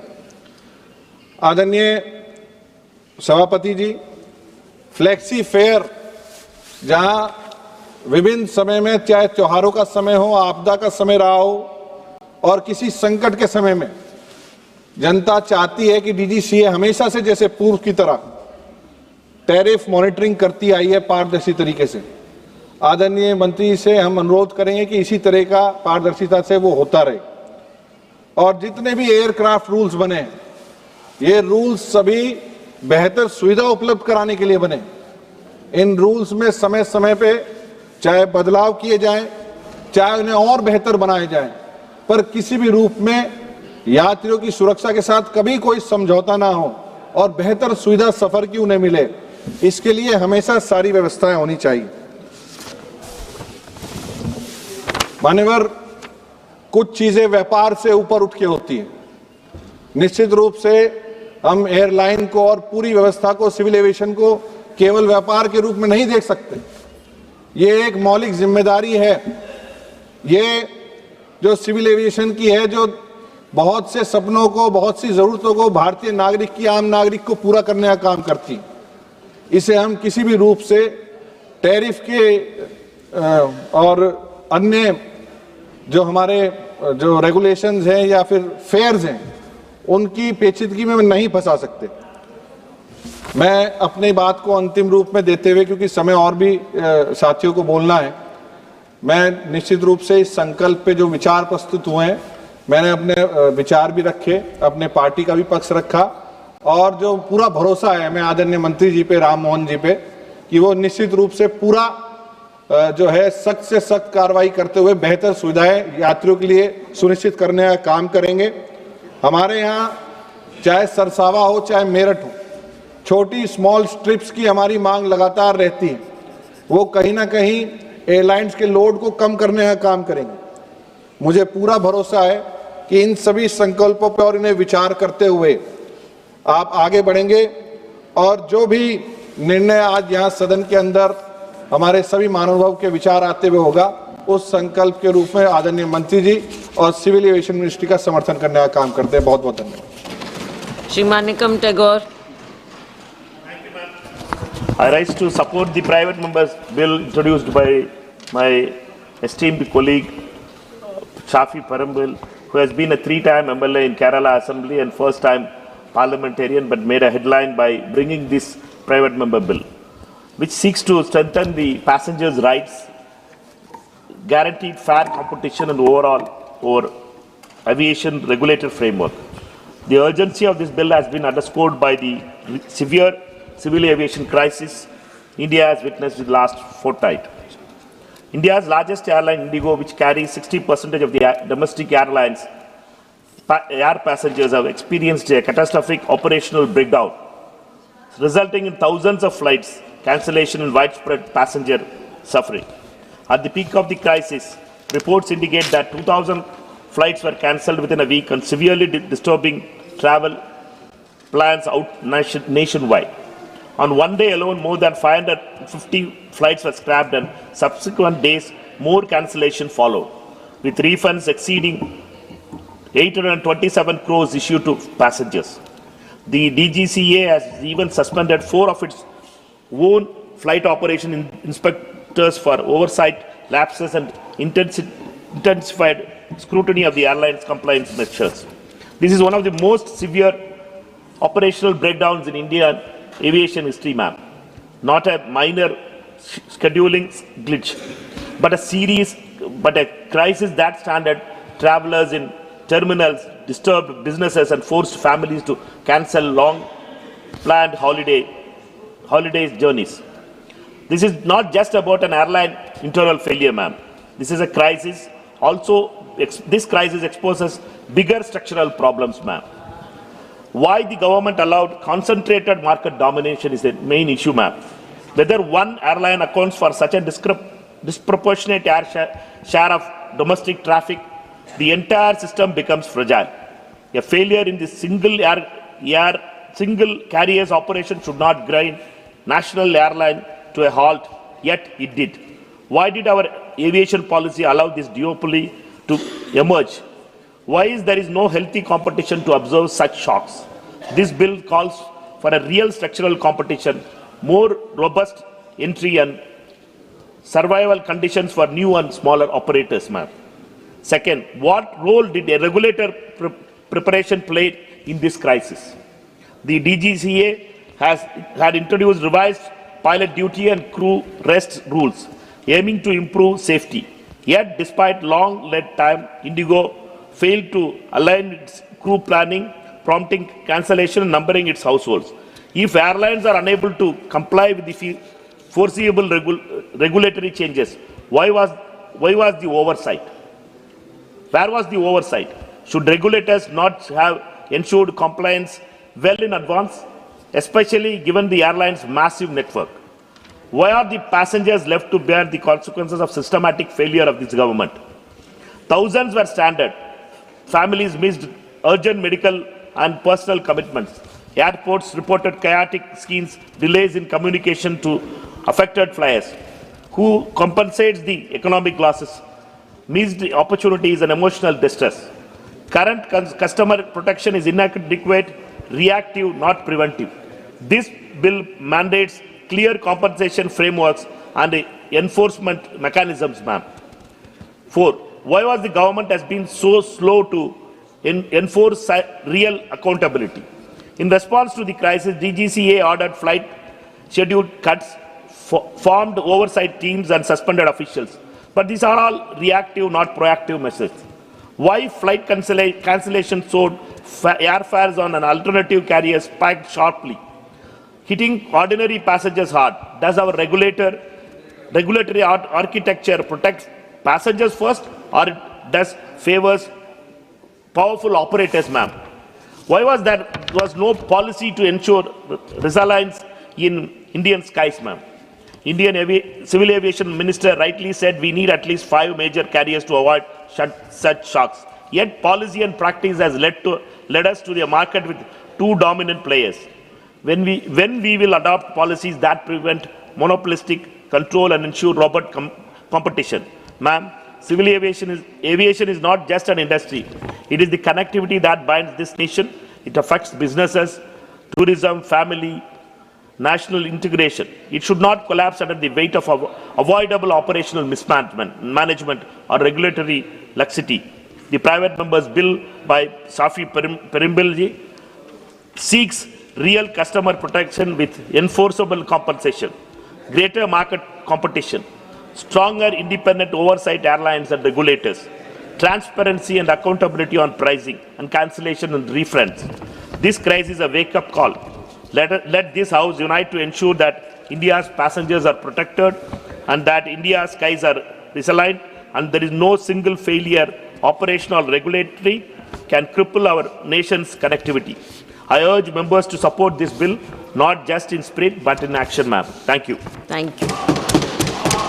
Mrs. Malvika Devi ji.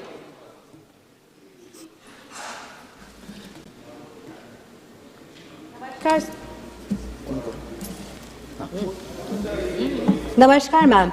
Thank you so much for giving me a chance to speak on my first private member's bill. Sabse pehle, I would like to say that I belong to a party which does not believe in talking only negative, but starts with positive. Yes, the Civil Aviation Ministry was in a crisis, but only till 2014, till Modi ji took charge and started working on it. Aviation is a driver of economic growth, regional connectivity and social inclusiveness. Udan scheme, there were a lot of schemes which have been started in the last few years.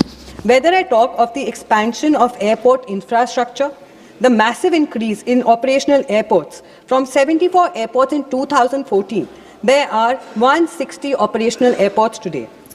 The Udan scheme, Kalahandi has been always infamously known for its famine, its drought, and all the other infamous things. But today, I thank everybody, especially Modi ji, for getting in the Civil Aviation Ministry and granting us our first Udan airport at Utkala. Today, we are connected to all the districts and all the states, whether it's Bhubaneswar or Raipur, and that's only thanks to the Udan scheme, where the fare prices is only 3,000 rupees, which earlier we used to, if we go by car or train or anything, we pay double and triple the price. Udan, पूरे देश का आम नागरिक, which is the way Modi ji sees लोगों के मंत्री, लोगों के प्रधानमंत्री.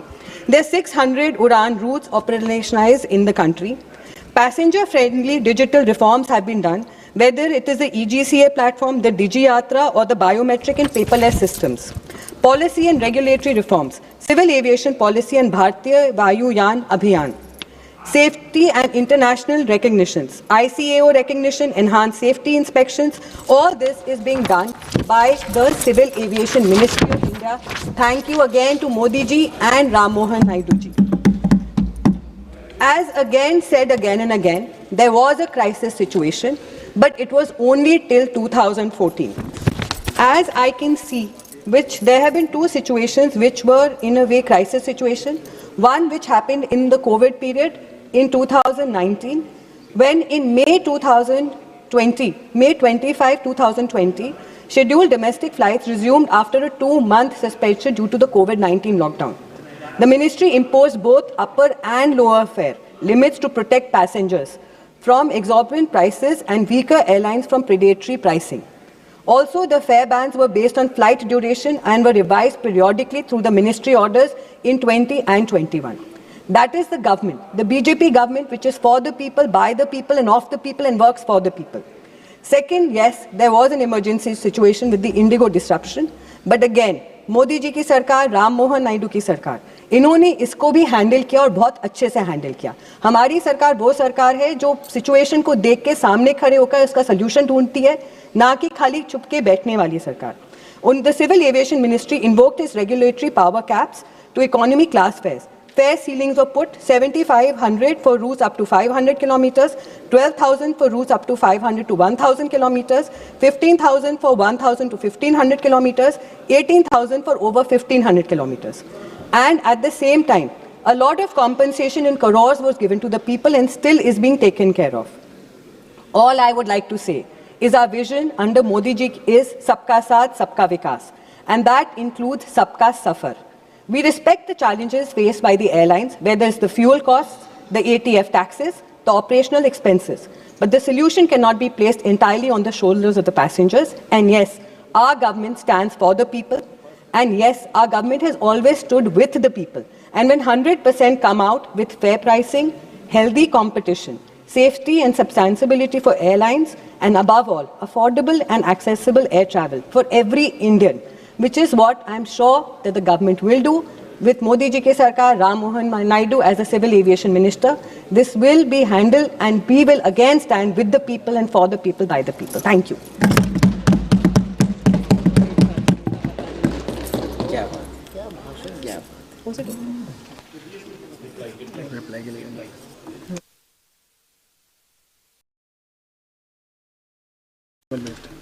Honorable Minister.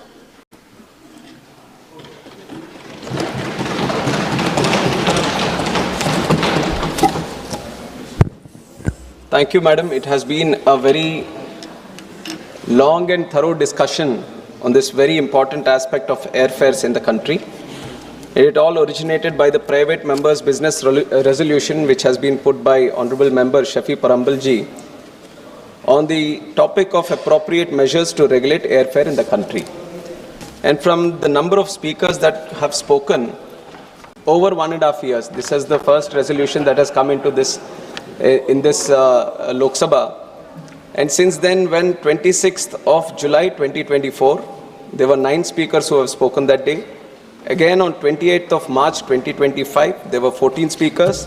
And today on 12th of December, we have had another 8 speakers speak on this. One thing that is evident today from all the speakers that have spoken and the emotion that has come out, the government continuously speaks about how aviation today is a matter of fact.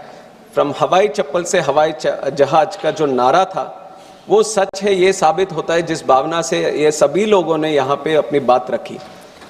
Unless it is connected to the masses of the country, you don't see that kind of emotion being spoken, both from the members this side and from the members that side.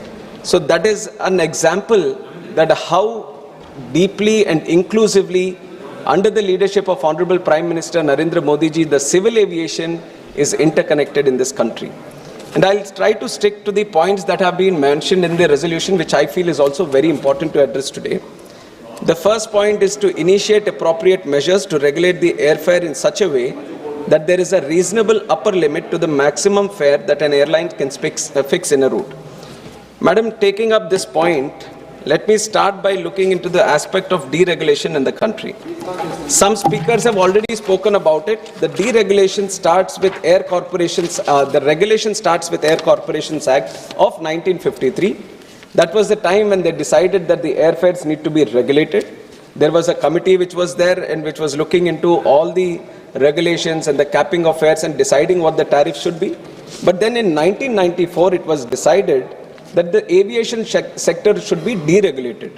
And it was deregulated, that idea that came up, and then the Air Corporations Act was repealed in 1994. And the idea behind the deregulation at that time was to allow the sector to grow. Open sky was mentioned because there was so much demand and potential in the country, and considering the global way of how civil aviation was observed across the world, all the countries who have seen exceptional growth in their own country in civil aviation, they had deregulated markets. The deregulation of markets, one, lets the sector open up for many players to come in, and it also encourages competition at the same time. When you are saying deregulation, you are letting the market dynamics flow in, you are letting the market supply and demand play its own role, so that the ultimate benefit is got by the passenger who is taking the ultimate benefit. So it is with that idea in 94 itself, the deregulation has happened, and from then we have seen that multiple airlines have come in and multiple challenges for airlines. Some have gone out and new airlines have come in. But the idea still remains that if the civil aviation network, the aviation sector, if it needs to grow, the first and foremost thing is to keep it deregulated so that the competition survives, more players can come in. Madam, and coming back to the whole deregulation aspect, even though I am saying that the market is deregulated, let me also come to the fact that according to the Aircraft Act that we have right now, there is power with the central government that in extraordinary circumstances, when there is a possibility that there is a misuse of the air tariff deregulation that we have set up, then there is the power with the central government to interfere and set things right, to cap the fares so that the passenger does not experience opportunistic pricing at that point of time. And one of the example for that, a good example there would be COVID. And you have seen how much of a challenge it has been during COVID for aviation on one side and also for the passengers because of the mismatch in the supply and demand at that time. And it is at that time the government decided to step in, and based on the timing, the time it takes to travel from point A to point B, certain categories were created, and according to the categories, the central government exclusively used its power to cap the fares, and it has done it. And not only at that time, that was not the only example of when the government has stepped in and looked after the passenger and looked after the airfares in the market. There is another example that I would like to give, which is of the Mahakumbh. We have seen that there was extraordinary demand for people across the country and outside the country also who wanted to go to Prayagraj at that time. And because of the sudden surge in demand and the capacity being same as what it was before, there was a huge rise in airfares at the time. So what the government did at that time was to cap the fares which were going to Prayagraj. That was the second instance. And the third instance, when we have seen in Pahalgam, when the attack happened at that time, and Srinagar, especially, this is a different kind of situation where people were trying to come out of Srinagar. So it was at that time, again, to facilitate for the people and the passengers who were coming out, we observed that there was a necessity for government to interfere. We exclusively used the power, and we have capped the fares again. While keeping the market deregulation intact, because the whole idea of open sky needs to be there for competition to survive, whenever it was necessary in those extraordinary circumstances, the government has used its power. And recently also we have seen during the Indigo crisis where there was a capacity constraint. There were many cancellations. There were many routes where the airlines was not able to operate, because of which there was a capacity constraint. So again, it was observed that if we don't interfere, there could be a rise in airfares. Immediately we have stepped in, we have released an order, and this time we have done the categories based on the distance, and clearly we have communicated to the airlines that there has to be a capping in airfares. I'm mentioning the point saying that because the government has the exclusive power in extraordinary circumstances when they feel that the airfares are rising above the normal and becoming abnormal, then we are taking up that step. Another initiative that we have taken, This ministry is continuously connected to the people and listens to the people, takes feedback from the people. And that has been the complete approach of this government, especially under the leadership of a Prime Minister, Narendra Modi ji. Alliance Air, still a government entity. It is running ATRs across the country. It is especially running the most important routes in the northeast area and also many different destinations where it might not be viable for different players to come in. Government has taken it upon itself to run those routes so that the people in those areas also get connectivity. The new initiative, the new experiment we have started, this was very recently in October we have started with Alliance Air, was Fare Se Fursat. We wanted to see, because there is a lot of discussion on capping of fares, let us see if we can cap the fares to a certain extent, what kind of benefit it is being given to the ultimate consumer or the passenger, and how is the viability of the airlines. So this special initiative that we have done, which is Fare Se Fursat, which is a pilot project for 3 months, Alliance Air, more than 54 routes it is operating in the country. We have selected certain 25 routes where the demand is good, some where the viability not be good. So 25 routes across the country, both northeast, south India, northern part of India, west, east. We have taken up all operations, 25 routes we have earmarked. And in these 25 routes, we have fixed up the fare for that route. And now, in these 3 months, it is still ongoing until December 31st, this Fare Se Fursat scheme is going on. And we want to observe. Now, if I have capped the fares, how is it benefiting the passenger is one? Because there are many other things which are involved. This is a not single-way solution that you are observing that the fares are up and you cap the fares or you make them limited to a certain extent and the ultimate benefit is going to the passenger, because it is not just that one travel for that passenger. There is a sector here. There is the viability of the airlines. There is an airport that is operating. There are multiple levels in civil aviation for the passenger to go from point A to come out at point B. There are multiple different sectors which are continuously like a symphony working in tandem so that the passenger can go from one place to other. And it is important for us to ensure this whole tandem, the whole connectivity that is there in between, everything is viable in its operations. So that is why the Fare Se Fursat scheme is there. Government is very closely observing how the feedback on this, especially this scheme, and how the passengers are responding to it. So once that is done, definitely we are going to sit down, observe the feedback, and then if necessary, consider this with the private airlines also. And some other measures that we are doing, because this capacity constraint, usually, madam, if you see, I have statistics also to prove that, when we are comparing the airfares of the country with airfares in different other places, especially internationally, the rate of growth that we have seen in the airfares is actually negative. In relative terms, in real terms, there has been 43% decrease in the airfares when you consider the consumer price index also. So if you compare with US or China, US it has decreased at 23%, China 34%, but India, the decrease has been up to 43% in relative terms when you compare with the consumer price index and the inflation also that has happened. So if you compare your own tariffs from previous years, previous decades, we have been maintaining a certain sort of level which is still affordable for the people. But in those terms also, when do you observe this airfares rise? It is not that every day they are rising, you see an increase in the fares.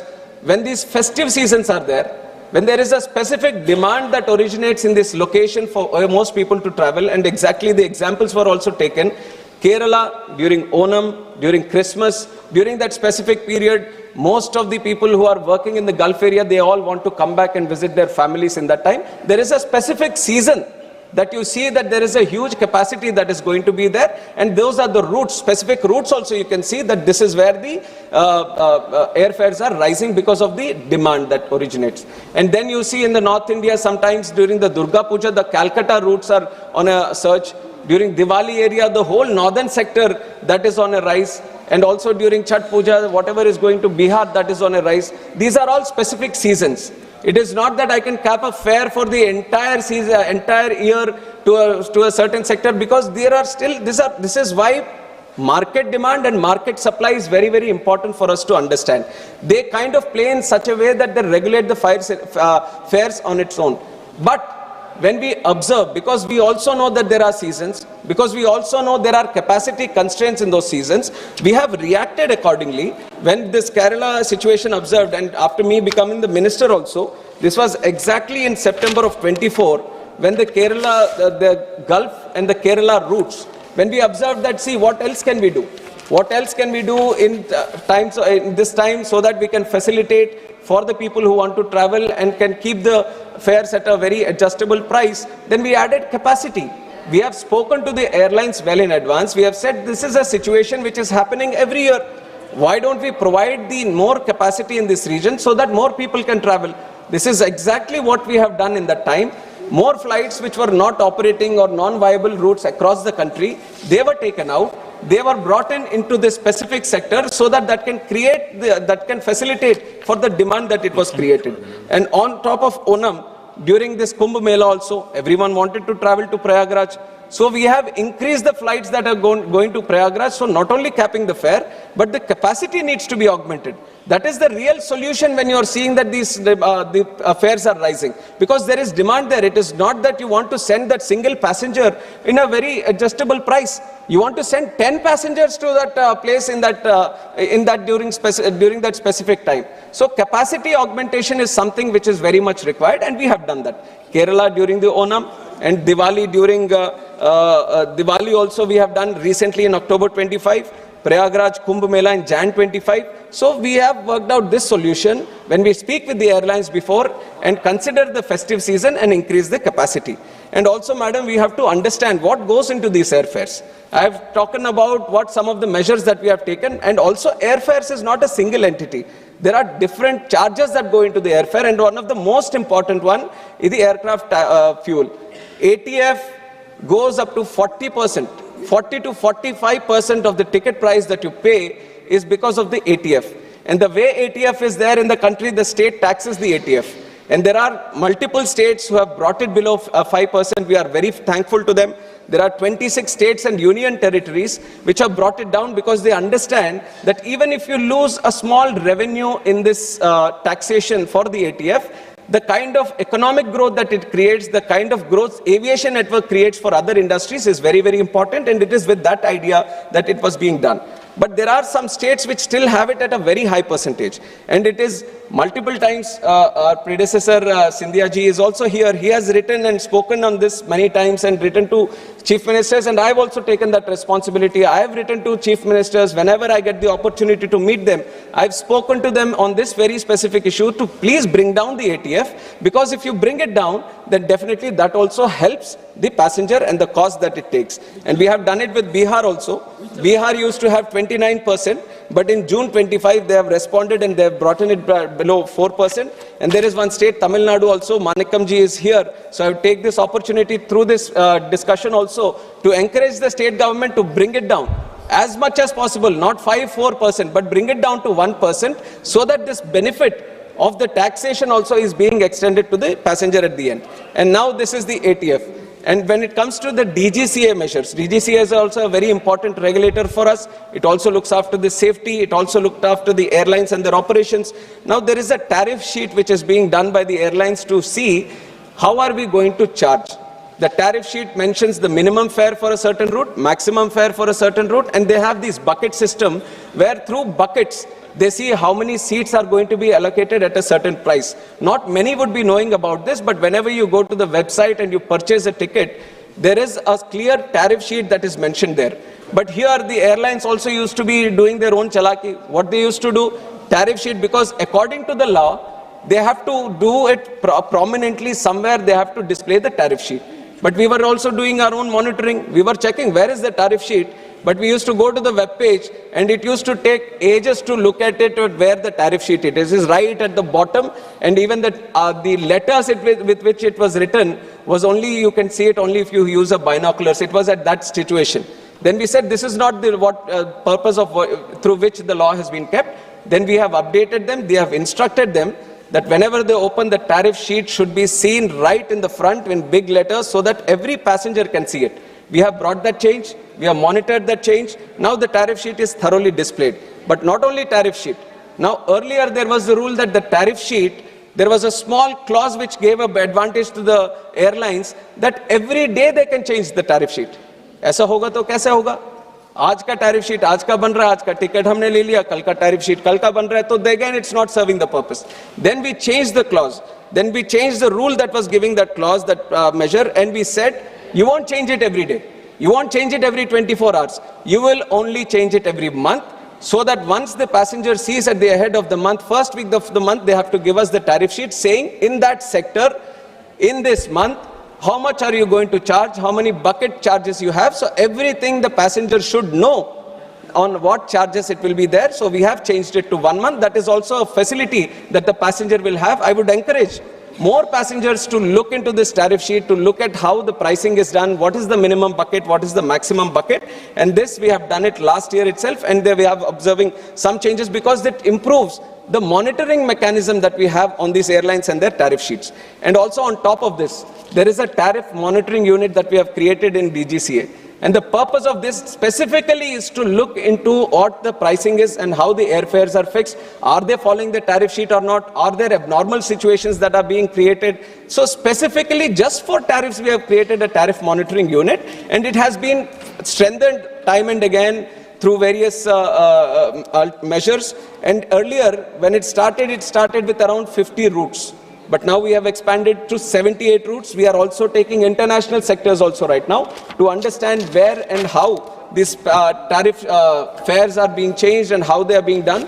And the tariff monitoring unit, which is going to be a very important unit for us to monitor these tariffs, we are bringing in more IT tools.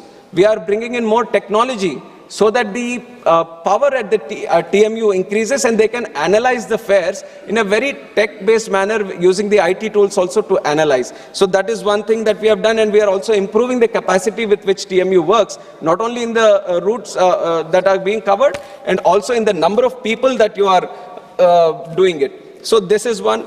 And then the most important thing in civil aviation sector in the last 10 years, this is a success story that not only me, who is part of this government, can talk about. Everyone on both sides, all across this house, they can all speak about it, that the UDAN scheme was one of the most successful scheme, not only for the country, but for people across the world that we can showcase to. UDAN scheme has made democratized air travel in the country. The way we have brought inclusiveness in civil aviation is because of the UDAN scheme. The number of unserved and underserved airports in the country, there was a big number. And there was a challenge for us because there were these airlines who were looking at commercial interests. Naturally, the airlines would look at viable routes to function. And that is the most metro routes or the tier 2 to metro routes. But we have been creating airports across the country, especially in the Northeast, in our union territories, where they might be not viable to function, but still they need air connectivity. People were aspiring to have air connectivity in the country. So that was when our Honorable Prime Minister came up with this flagship scheme of UDAN, Ude Desh Ka Aam Nagrik, and it has done wonders to civil aviation sector in this country.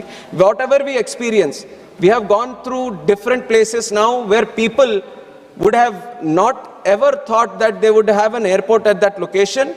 Because of the UDAN scheme, we were able to start an airport there. Because of UDAN scheme, we were able to start operations there.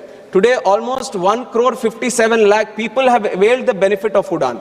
More than 3,26,000 routes have taken over in UDAN. More than 693 routes, specific routes which were not there before, because of UDAN scheme we have started. But there are certain limitations in UDAN. The UDAN scheme also is not like just to cater for the viability or just to start new connections. UDAN scheme is supposed to act like a spark. Wherever there is a route which is not functional, we wanted to start the route, bring in the viability, bring in people, attach them to aviation, attach them to air travel, and let the private sector take its place. It is with this idea that the UDAN was brought in, and it was envisioned for 10 years. But I can tell you right now, madam, in the last budget, Honorable Finance Minister Nirmala Sitharaman ji, understanding the importance of this specific UDAN scheme, because like I told, it is only for 10 years. So we were on the verge of completion of the UDAN scheme, but she has made the provision that UDAN is going to be expanded for 10 more years. This is a great thing for our civil aviation as we are trying to grow more and more in the next few years. Not only expansion for the next 10 years, but she has specifically mentioned that 120 new destinations are going to be covered. That is the strength that civil aviation has in this country. 120 new destinations. How many we have today? 164 airports. 164 is a vast network. But look at the capacity of the country. We are not stopping here. If we want to achieve Viksit Bharat, we have to connect each and every location as much as possible with civil aviation. In the next 10 years, we are going to do 120 destinations, and Udan is going to. And what is the biggest benefit Udan has done to the country? I've talked about many of them, but one of the biggest one is that new airlines have come in. New airlines, which many of you, because they operate in very specific sectors, you might not see them. Star Air is there, Fly 91 is there, India One is there. They might have very small operations, they might have a 9-seater or a 19-seater, but they are the ones who are connecting the tier 3 cities. They are the ones who are connecting the remotest parts. You would have never seen these kind of airlines come into the country. But it is because of Udan, they found a way to come in. Is it not what we want? This is exactly what we want, more airlines to come in, more competition to be there in the country. And Udan is specifically looking into that. Now in the last 10 years, if we can see so much success in Udan, with modifications on the Udan, which is going to facilitate for more people to come in, more competition to be there, more routes being established and more connectivity being established. Imagine the kind of growth we can see with the new expanded Udan in the next 10 years. Definitely I see the vision that there are going to be more and more airlines coming in the future. I can assure the House that there will be more and more airlines with the Udan scheme also, that it's going to come. I've talked about the tier 2 city connections and tier 3 city connections through Udan, madam, and that we are going to expand. And also in this last 18 months of me being the minister, we have given NOC to 3 new airlines also. And 2 new airlines have also applied for NOC. So this is a continuous activity. We are engaging with the stakeholders. We are engaging with the market. We are creating that aspiration that if you want to be in this sector, this is the time that you want to start a new airline, because the demand is continuously growing. This is the approach of the government also, that we need more airlines. And not only this, I would also like the people here to understand the real bottleneck here. Airports we are creating. Airlines, we have the Udan scheme where we are encouraging, we are giving the viability and all that. Availability of the aircrafts is the serious issue that we all need to understand. There are only certain players across the world who are making these aircrafts. If I have a lot of money to buy aircrafts, if I go sit today that I'm going to start an airline today, I have the unlimited amount of money for me and I want to buy 100 or 200 aircrafts. I can't have this 100, 200 aircrafts right here, right now, today. Because the manufacturing at which it is going comes at a pace. Every month, there are certain factories that they have, there are certain assembly lines that they have. They can only, the throughput of these shops are only that much.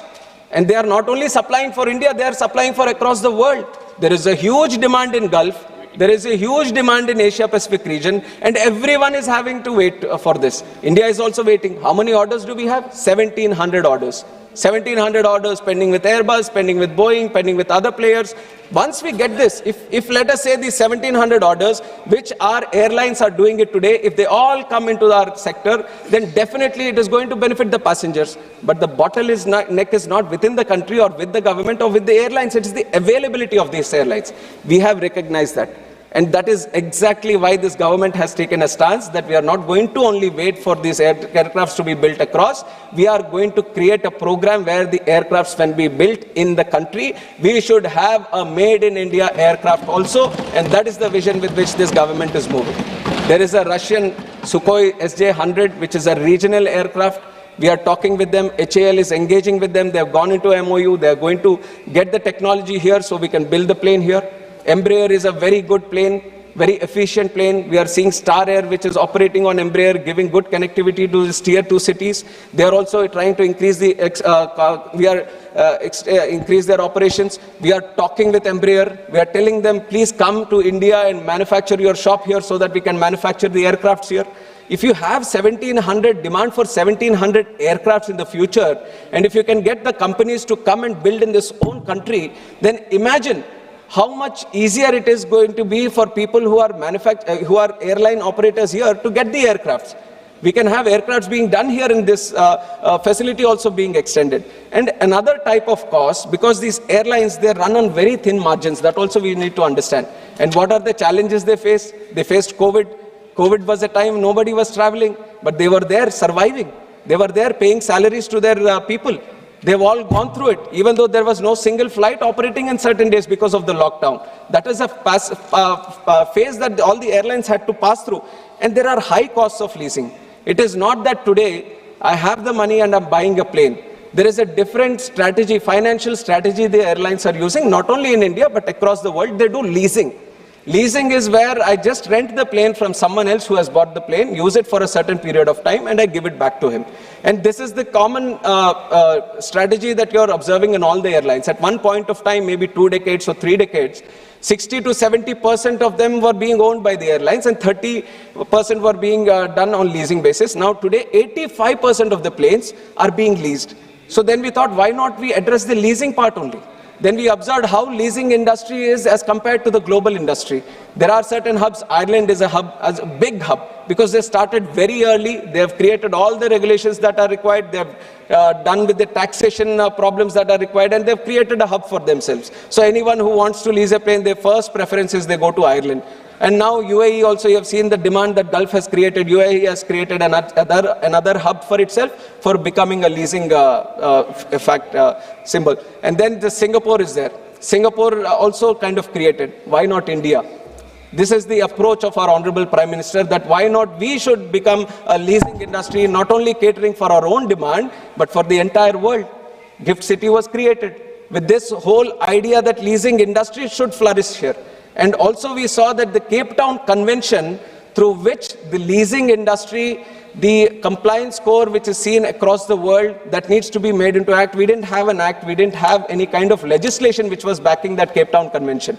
In December, both the houses, we have passed the bill and we have made the Cape Town Convention Act, the protection of aircraft objects, and now the compliance score for India in leasing has improved, so we are creating a presence in leasing.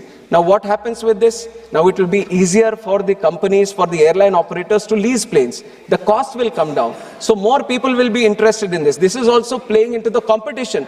This is also playing into creating more airlines to come into the picture. Now I also talked about MROs. Maintenance of the plane is another cost that is there. What happens, madam? We are bringing the planes. Planes I've talked about, we are bringing it from outside, from these companies. But even once you bring it, you have to maintain the plane. There is periodic maintenance. There is maintenance whenever there is any safety issue or a components issue or the engines issue. Engines issue is a very important part of the overall maintenance of the plane. And when you want to do this maintenance, what happens is usually the plane or the engine has to go back to its original OEM, which is sitting in France or Germany or one of the European countries or USA or some other country. And what is it doing? The forex cost. The cost on the airline to just send this plane or the engine, that is being borne by the passenger. And the time it takes, if you take out one plane, then it goes there, it gets maintained, it's come back, 1 month, 2 months it takes. You're losing the plane in India to be operating in those sectors. Now what we have done, we have improved the MRO business in the country. We have taken this government exactly with that idea. It has improved the whole MRO situation in the country and multiple other things like the taxes around the MRO components, how you open up the airports to have MROs. I've just seen one member also ask that you need to open up tier 2, tier 3. We are doing it.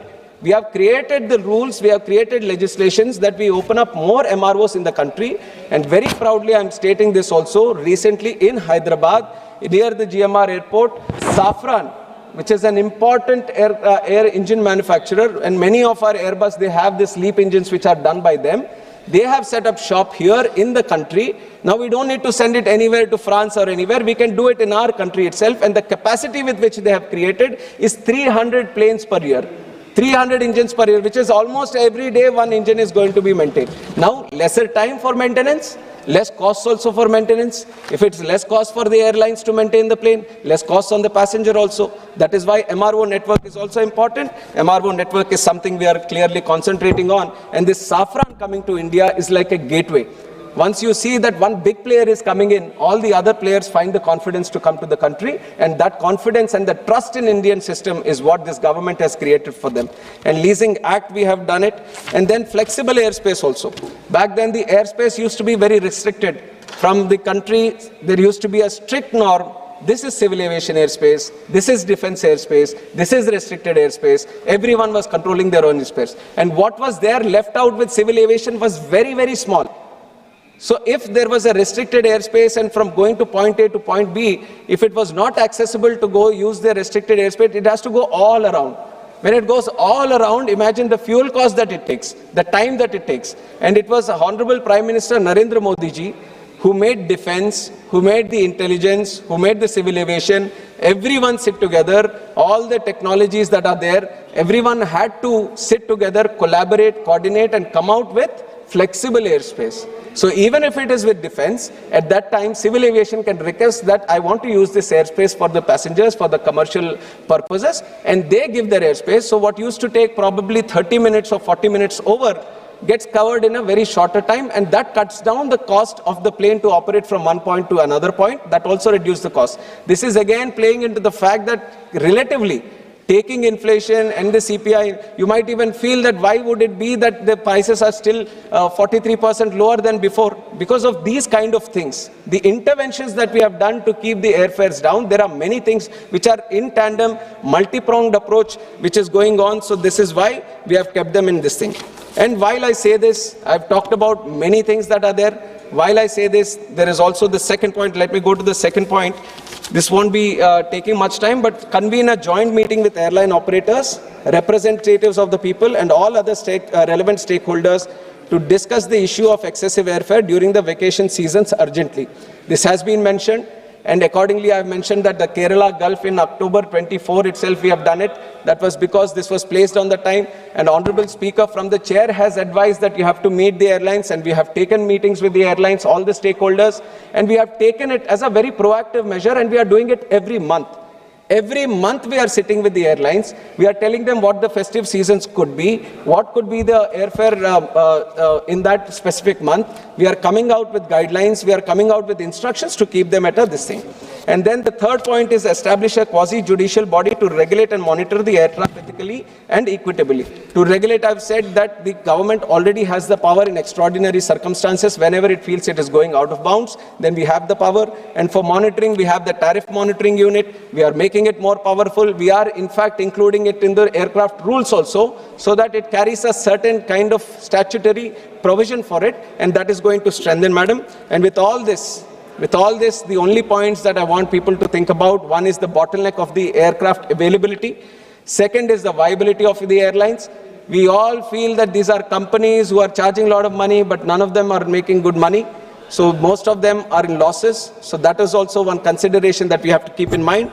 And also, Competition Commission of India and High Court, they have said that the fare should be deregulated. Multiple times they have given judgments. Competition Commission also advised that the airfare should be deregulated for competition to prevail in the industry. And all this, our most important responsibility with civil aviation is safety and security. No matter how much this commercial angle, how much the pricing, everything comes, our first priority is to take the passenger from one place to another in a safe and secure way. So safety and security is the topmost priority, and we are building these airports not only for today, but for tomorrow also. No matter how much politics or political items the opposition tries to bring, we are very committed for the people of this country. If it is not there, then it won't be that 3 times in a row, one man would have become the Prime Minister of the country. That is because we are all walk, talk and work for the people of this country and for the common man of this country. And that is going to continue, keeping intact the passenger rights, safety and security of each and every passenger who is flying in this country. And that is the commitment from the government and from the civil aviation. Thank you very much. Now I would request from all the points that I have addressed, I would request the Honorable Member Shafi Parambalji to withdraw his resolution. Member may like to reply. Sir, despite of having all those measures and despite of you claiming to have taken all these actions, I fail to understand how an airline can charge 65,000 rupees from Srinagar to Delhi when the Pahalgam terror incident was happening. When the country, 26 lives was brutally killed by the terrorists in Srinagar, when people sought to move out from Srinagar, when whole country was in trouble, it was like a war-like situation when the country was at war, the people who intend to move out from Srinagar was charged 65,000 rupees to Delhi, just one-way ticket. So I seriously raise a concern, despite of having all these measures what you've explained, despite of having taken all these initiatives have you mentioned, how could they charge 65,000 for an economy ticket for a traveler who is trying to move out from Srinagar in situation of a terrorist attack? So all these actions must not step in after the chaos has happened. We must regulate them prior to this chaos. That is what we demand through this private member resolution, sir. That system must be in place. Sir, like every one of us said, air travel is not a luxury anymore. We all know that. It is a necessity now. We cannot skip away from that fact. A student returning to his home after college, or to college for exam from home, or a migrant laborer coming back home after 1 year or 2 years of hard work, or a child coming to see his parents who is sick, or a family who is settled abroad or working abroad with 2 or 3 children coming back to home for a season vacation, just 15 days or 1 month in a year to see their old-aged parents. How about them being charged 4 times or 5 times or 6 times? And how about they spending all year earnings just to take a ticket back home, ma'am? Who must regulate this? Yeah, it is market fluctuation, it is market driven, it is open sky. But now we learn that it is not just open sky. While we say open sky, what has happened in India is duo sky. It is Indigo sky, it is Air India sky. 92%. So where is the foresight? Where have we gone wrong? Ma'am, this is not just Indigo crisis. I must say this is governance crisis also. I must say this is governance crisis also. Because I have learned that the pilot association themselves have warned about these regulations initially. And I have heard members from either side has warned the government about the situation which may arise in few months of time, to think about what has happened.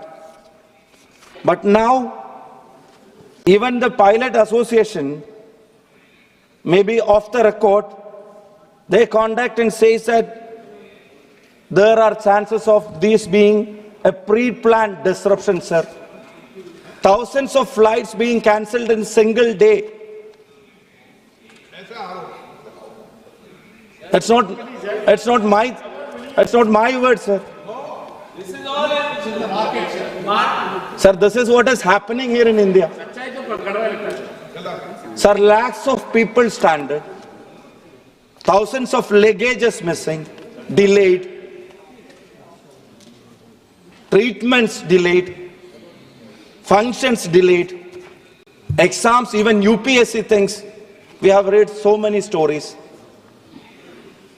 So what was the role of DGCA in foreseeing these things, while allowing them to have more schedules declared, more winter schedules declared, while asking them to have more pilots? What was our role to ensure that? What was our monitoring to ensure that they have done enough?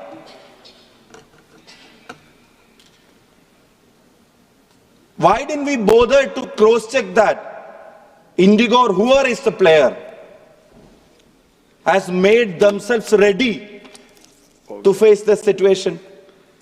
Oh yeah. Instead, all of a sudden, and not just in December, sir, in November itself, there were hundreds of flights cancelled. We got the warning sign much earlier. We have got the written letters much earlier, cutting across political lines. So DGCA, are they supposed to be the silent spectators of all those things? And after all this chaos happened, and after all these troubles happened, and after people paying 35,000, 40,000, 42,000 and one-way ticket for a distance that normally they used to pay 8,000, 9,000, only then we could step in. Sir, you said extraordinary situations. They are trying to make these situations very normal in each and every case. That is the biggest problem. We can understand government involving in an open market only in extraordinary situation. Sir, you yourself mentioned here, you rightly mentioned. Okay. So I just started, sir. Start है क्या? हाँ? तो end कब करोगे फिर? I just started, sir. No, no. Seriously, I just started. Last में केवल विषय के पर कोई विषय बंद हो तो उसके लिए Strictly to the topic, sir. Nothing outside the topic. नहीं वो तो कुछ बोल भी नहीं सकते, आप बोलोगे भी तो बोलने कैसे दूंगा मैं? Sir, strictly inside the topic. हाँ, तो इसलिए टॉपिक पे बोलोगे तो टॉपिक के इधर तो बोलने भी कैसे? So we all may have to take ticket in future. No, no. On our own cost. Everyone of us. ना अभी भी लेते हैं टिकट Sir, तो. this is a very serious issue. लेकिन खत्म करें 6 बजे Sir, वाली. we have time, sir. 5 minute और. Now you rightly mentioned, sir, the Mahakumbh. Delhi to Prayagraj. Sir, 32,000 rupees a ticket. One way. You had to step in. You said you stepped in. But how could they charge it like that? So where is this agencies? What are their roles in enforcing all these things? What are their actions in stopping them doing this exploitation? After charging so many people, so higher a price, people had to pay, then only we could involve. That means a regular system must be in place, not just for the extraordinary situation, for the extraordinary exploitation these airlines took up, taken. These airlines come forward आप भी कुछ बोलना चाहते हो? आप भी विचार व्यक्त करना चाहते हो क्या? नहीं मजा अच्छा इंटरेस्टेड सब्जेक्ट है, बोलो थोड़ा बहुत विचार व्यक्त कर देना. होने दो कुछ. गिरिराज जी को टाइम हो रहा है तो थोड़ा नमस्कार देर तक चलेगा तो ठीक रहेगा. Sir, I mentioned the Pahalgam terror attack. Sir, I mentioned the Pahalgam terror attack. Sir, what is the justification? It is not a seasonal issue. This is not an indigo crisis. Sir, what is the justification for an airline charging 62,000 rupees from Srinagar to Delhi when 26 of our lives were lost in a terrorist attack, when everyone intended to help the nation, our own airline company was exploiting the situation? Yes. This is a crisis exploitation. Sir, they must be penalized.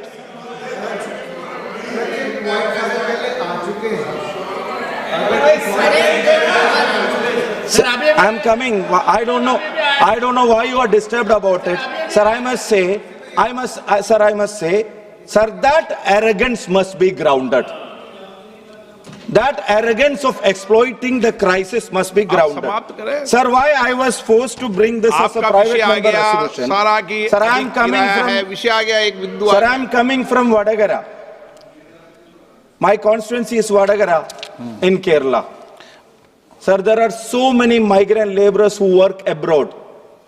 They work for 2 years a stretch, and when they try to come back home during the vacation, the charges are not just once, twice, thrice. It goes skyrocketing, sir. When the fares are sky high, our regulation hits the rock bottom. That is the major issue. So, sir, whatever mentioned, sir, speaker is not allowing me to speak much. Sir, whatever suggestions, whatever actions you have, you told you have initiated. माननीय सदस्य, honourable member, आपको किसने बोलने की इजाजत नहीं दी? नहीं, आप ये बोल रहे हो मुझे बोलने की इजाजत नहीं दी. Sir, I am talking right now. बोलिए, आप बोलिए जितना बोलिए. कोई गलत बोल रहा है. ये बोल रहा है. Sir, in light of one of the worst operational crisis, I kindly request Honorable Minister to ensure that there is a capping for sectors, or at least for kilometer wise. There must be an upper limit. Otherwise, this won't stop. Because we will involve only in extraordinary situation, and they will make use of that, and they will continuously ये बात तो सही कह रहे हैं माननीय सदस्य. And second thing, as Honorable Speaker, when I presented initially also, Honorable Speaker directed the Minister to have meetings of the stakeholders. I thank you for the meetings that you held, but sir, as stakeholders, no organizations from the community or from Indian associations over there, they were not invited. They are the most important stakeholders because they suffer this. We have to hear them patiently. Those people who come, those people who suffer this, they must be given a patient hearing. And sir, the third thing, Rule 178. 178. अच्छा, क्या 15 minute से ज्यादा वो बोल नहीं सकते sir. यदि आप इजाजत देंगे तभी वो ज्यादा बोलेंगे. इजाजत मैंने दी है उनको. मैंने इजाजत दी है. And sir, about the third point, and about the sir, आप डिस्टर्बेंस मत करो इनको. Sir, and about the third point, about the tariff monitoring units. Sir, about the tariff monitoring unit, you said that it's already in existence. It's already into play.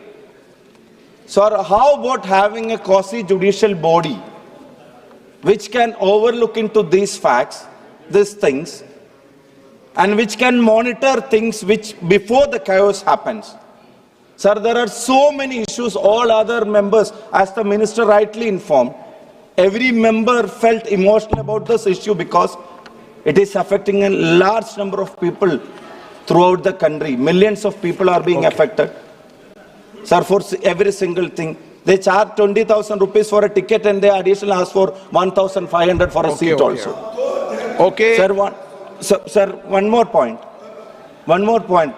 The existing unit, the existing mechanism is not helping us to prevent the chaos. So my request to Honorable Minister is to establish and declare a cap, at least a higher limit on this specific things about sectors. Second thing, when you said the stakeholders thing, please ensure that our NRI community, their associations, we can go through the embassy itself. They are being heard. They are not heard. Please declare a meeting of themselves to countries respectively, if you have time or if you allowed some time. And third thing, please, I kindly request to declare a quasi-judicial body to stop this looting, crisis exploitation for once and all. Thank you, Speaker sir, for the opportunity. I'm a first-time member of this August House. आप पहली बार के सदस्य हो, लेकिन आपने बहुत अच्छे ढंग से विचार रखा.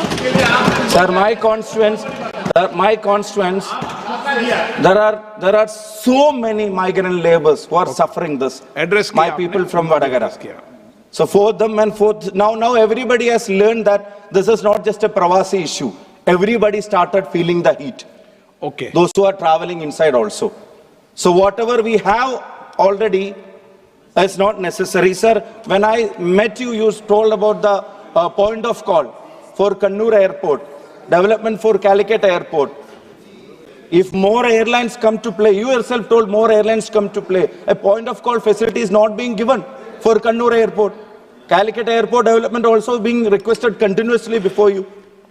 If such thing happens in time, more players may come and we can have a reduced price. So on such issues also, I know who will be pressurizing this. Conclude. So they are pressurizing us too far away. Honorable member, so please involve in all those things. Sir, most of my reply, because Honorable Member, whatever points he has made, before also in the beginning of this, when he initiated the discussion, he has made these points and very clearly he has mentioned all these things, and based on that I have given the reply. One thing is that airfares has multiple aspects surrounding to it, and the government is taking a multi-pronged approach dealing with it.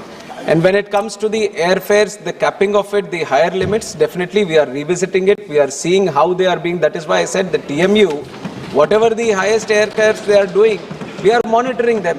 And we are discussing with the stakeholders, airlines, on how they decide it and what it should be. The government is continuously involved. And coming to the point of discussing, engaging with associations, the ministry keeps a very, very open approach. Whoever wants to discuss, let it be an association, individual. We have multiple layers within our ministry and our system. We'll continuously engage, and internationally also. Internationally, when it comes to having this point of call, it is a bilateral issue. And it's not just a point of call that you can give it for Kannur to the entire world. It depends on which country you want to have a point of call with and how it is. But, and also, they also giving us the necessary point of call from the other country. And especially when it comes to Kerala, and he has multiple times raised this issue on various forums also, and likely so, because there is the need of the capacity. It is not only, I would like the member to also understand, it is not only about capping the airfares. Because capping the airfares, there will be 100 seats that are available. You want them to be a certain price. Agreed, you are getting it. But there are 1,000 people who want to travel. What about the other 900 people who can't travel? We want the capacity to increase. We want the capacity. I'm not shying away from the fact that the airfares need to be reasonable. One. We also need to understand that there are more people who want to travel. That is why the demand is so high in that sectors. That is why we want more airlines to come in. I've explained how we are doing it. Honorable member comes from Kerala. There are many people who are there, expats living across the world, especially in the Gulf. I would encourage him to reach out to his constituency, people who are there. Please tell them to start one airline also. Increase the capacity. The government is facilitating for that. Thank you, sir. Yes. Sir, one thing, sir.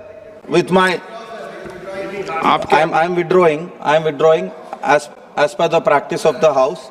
I'm withdrawing as per the practice of the House. But sir, what you told, sir, even if half of the carrier is free, seasonally they are charging higher fares. That is happening to Kerala. Even when half of the carrier is free in seasons, they are charging too much. They are making this an opportunity. नहीं माननीय सदस्य सदन भी मानता है कि माननीय मंत्री महोदय ने जो चीजें सदन में एड्रेस की जाती है, आपने एड्रेस करें या प्रश्नकाल में या कभी भी, माननीय मंत्री जी गंभीरता से उन सारे विषयों को लेकर चर्चा करते हैं और सभी माननीय सदस्यों से जो भी व्यक्तिगत मिलता है उससे भी और सदन के अंदर भी वो कोशिश करते हैं कि जो माननीय सदस्यों की भावनाएं उन भावनाओं के अनुसार एयरलाइंस काम करें। So sir, let's not hope. Otherwise, let's hope this situation does not arise next season also. Whether we want to discuss it all again. So let's see whether these actions might result as per the practice of the House. I am withdrawing, sir. Delhi Shafi पर ये withdraw कर लिया sir, withdraw. प्रश्न ये कि श्री शफी परिमल को अपना संकल्प वापस लेने की अनुमति दी जाए। जो सदस्य इसके पक्ष में हैं कृपया हाँ कहें, जो सदस्य विरोध में ना कहें।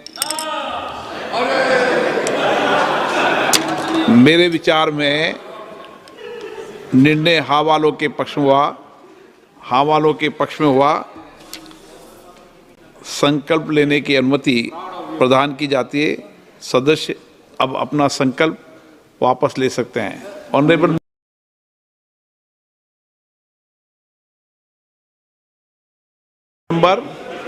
member, I am withdrawing the session. Thank you. सभा की कार्रवाई सोमवार दिनांक 15 दिसंबर 2025 को प्राप्त 11 बजे तक के लिए स्थगित की जाती है।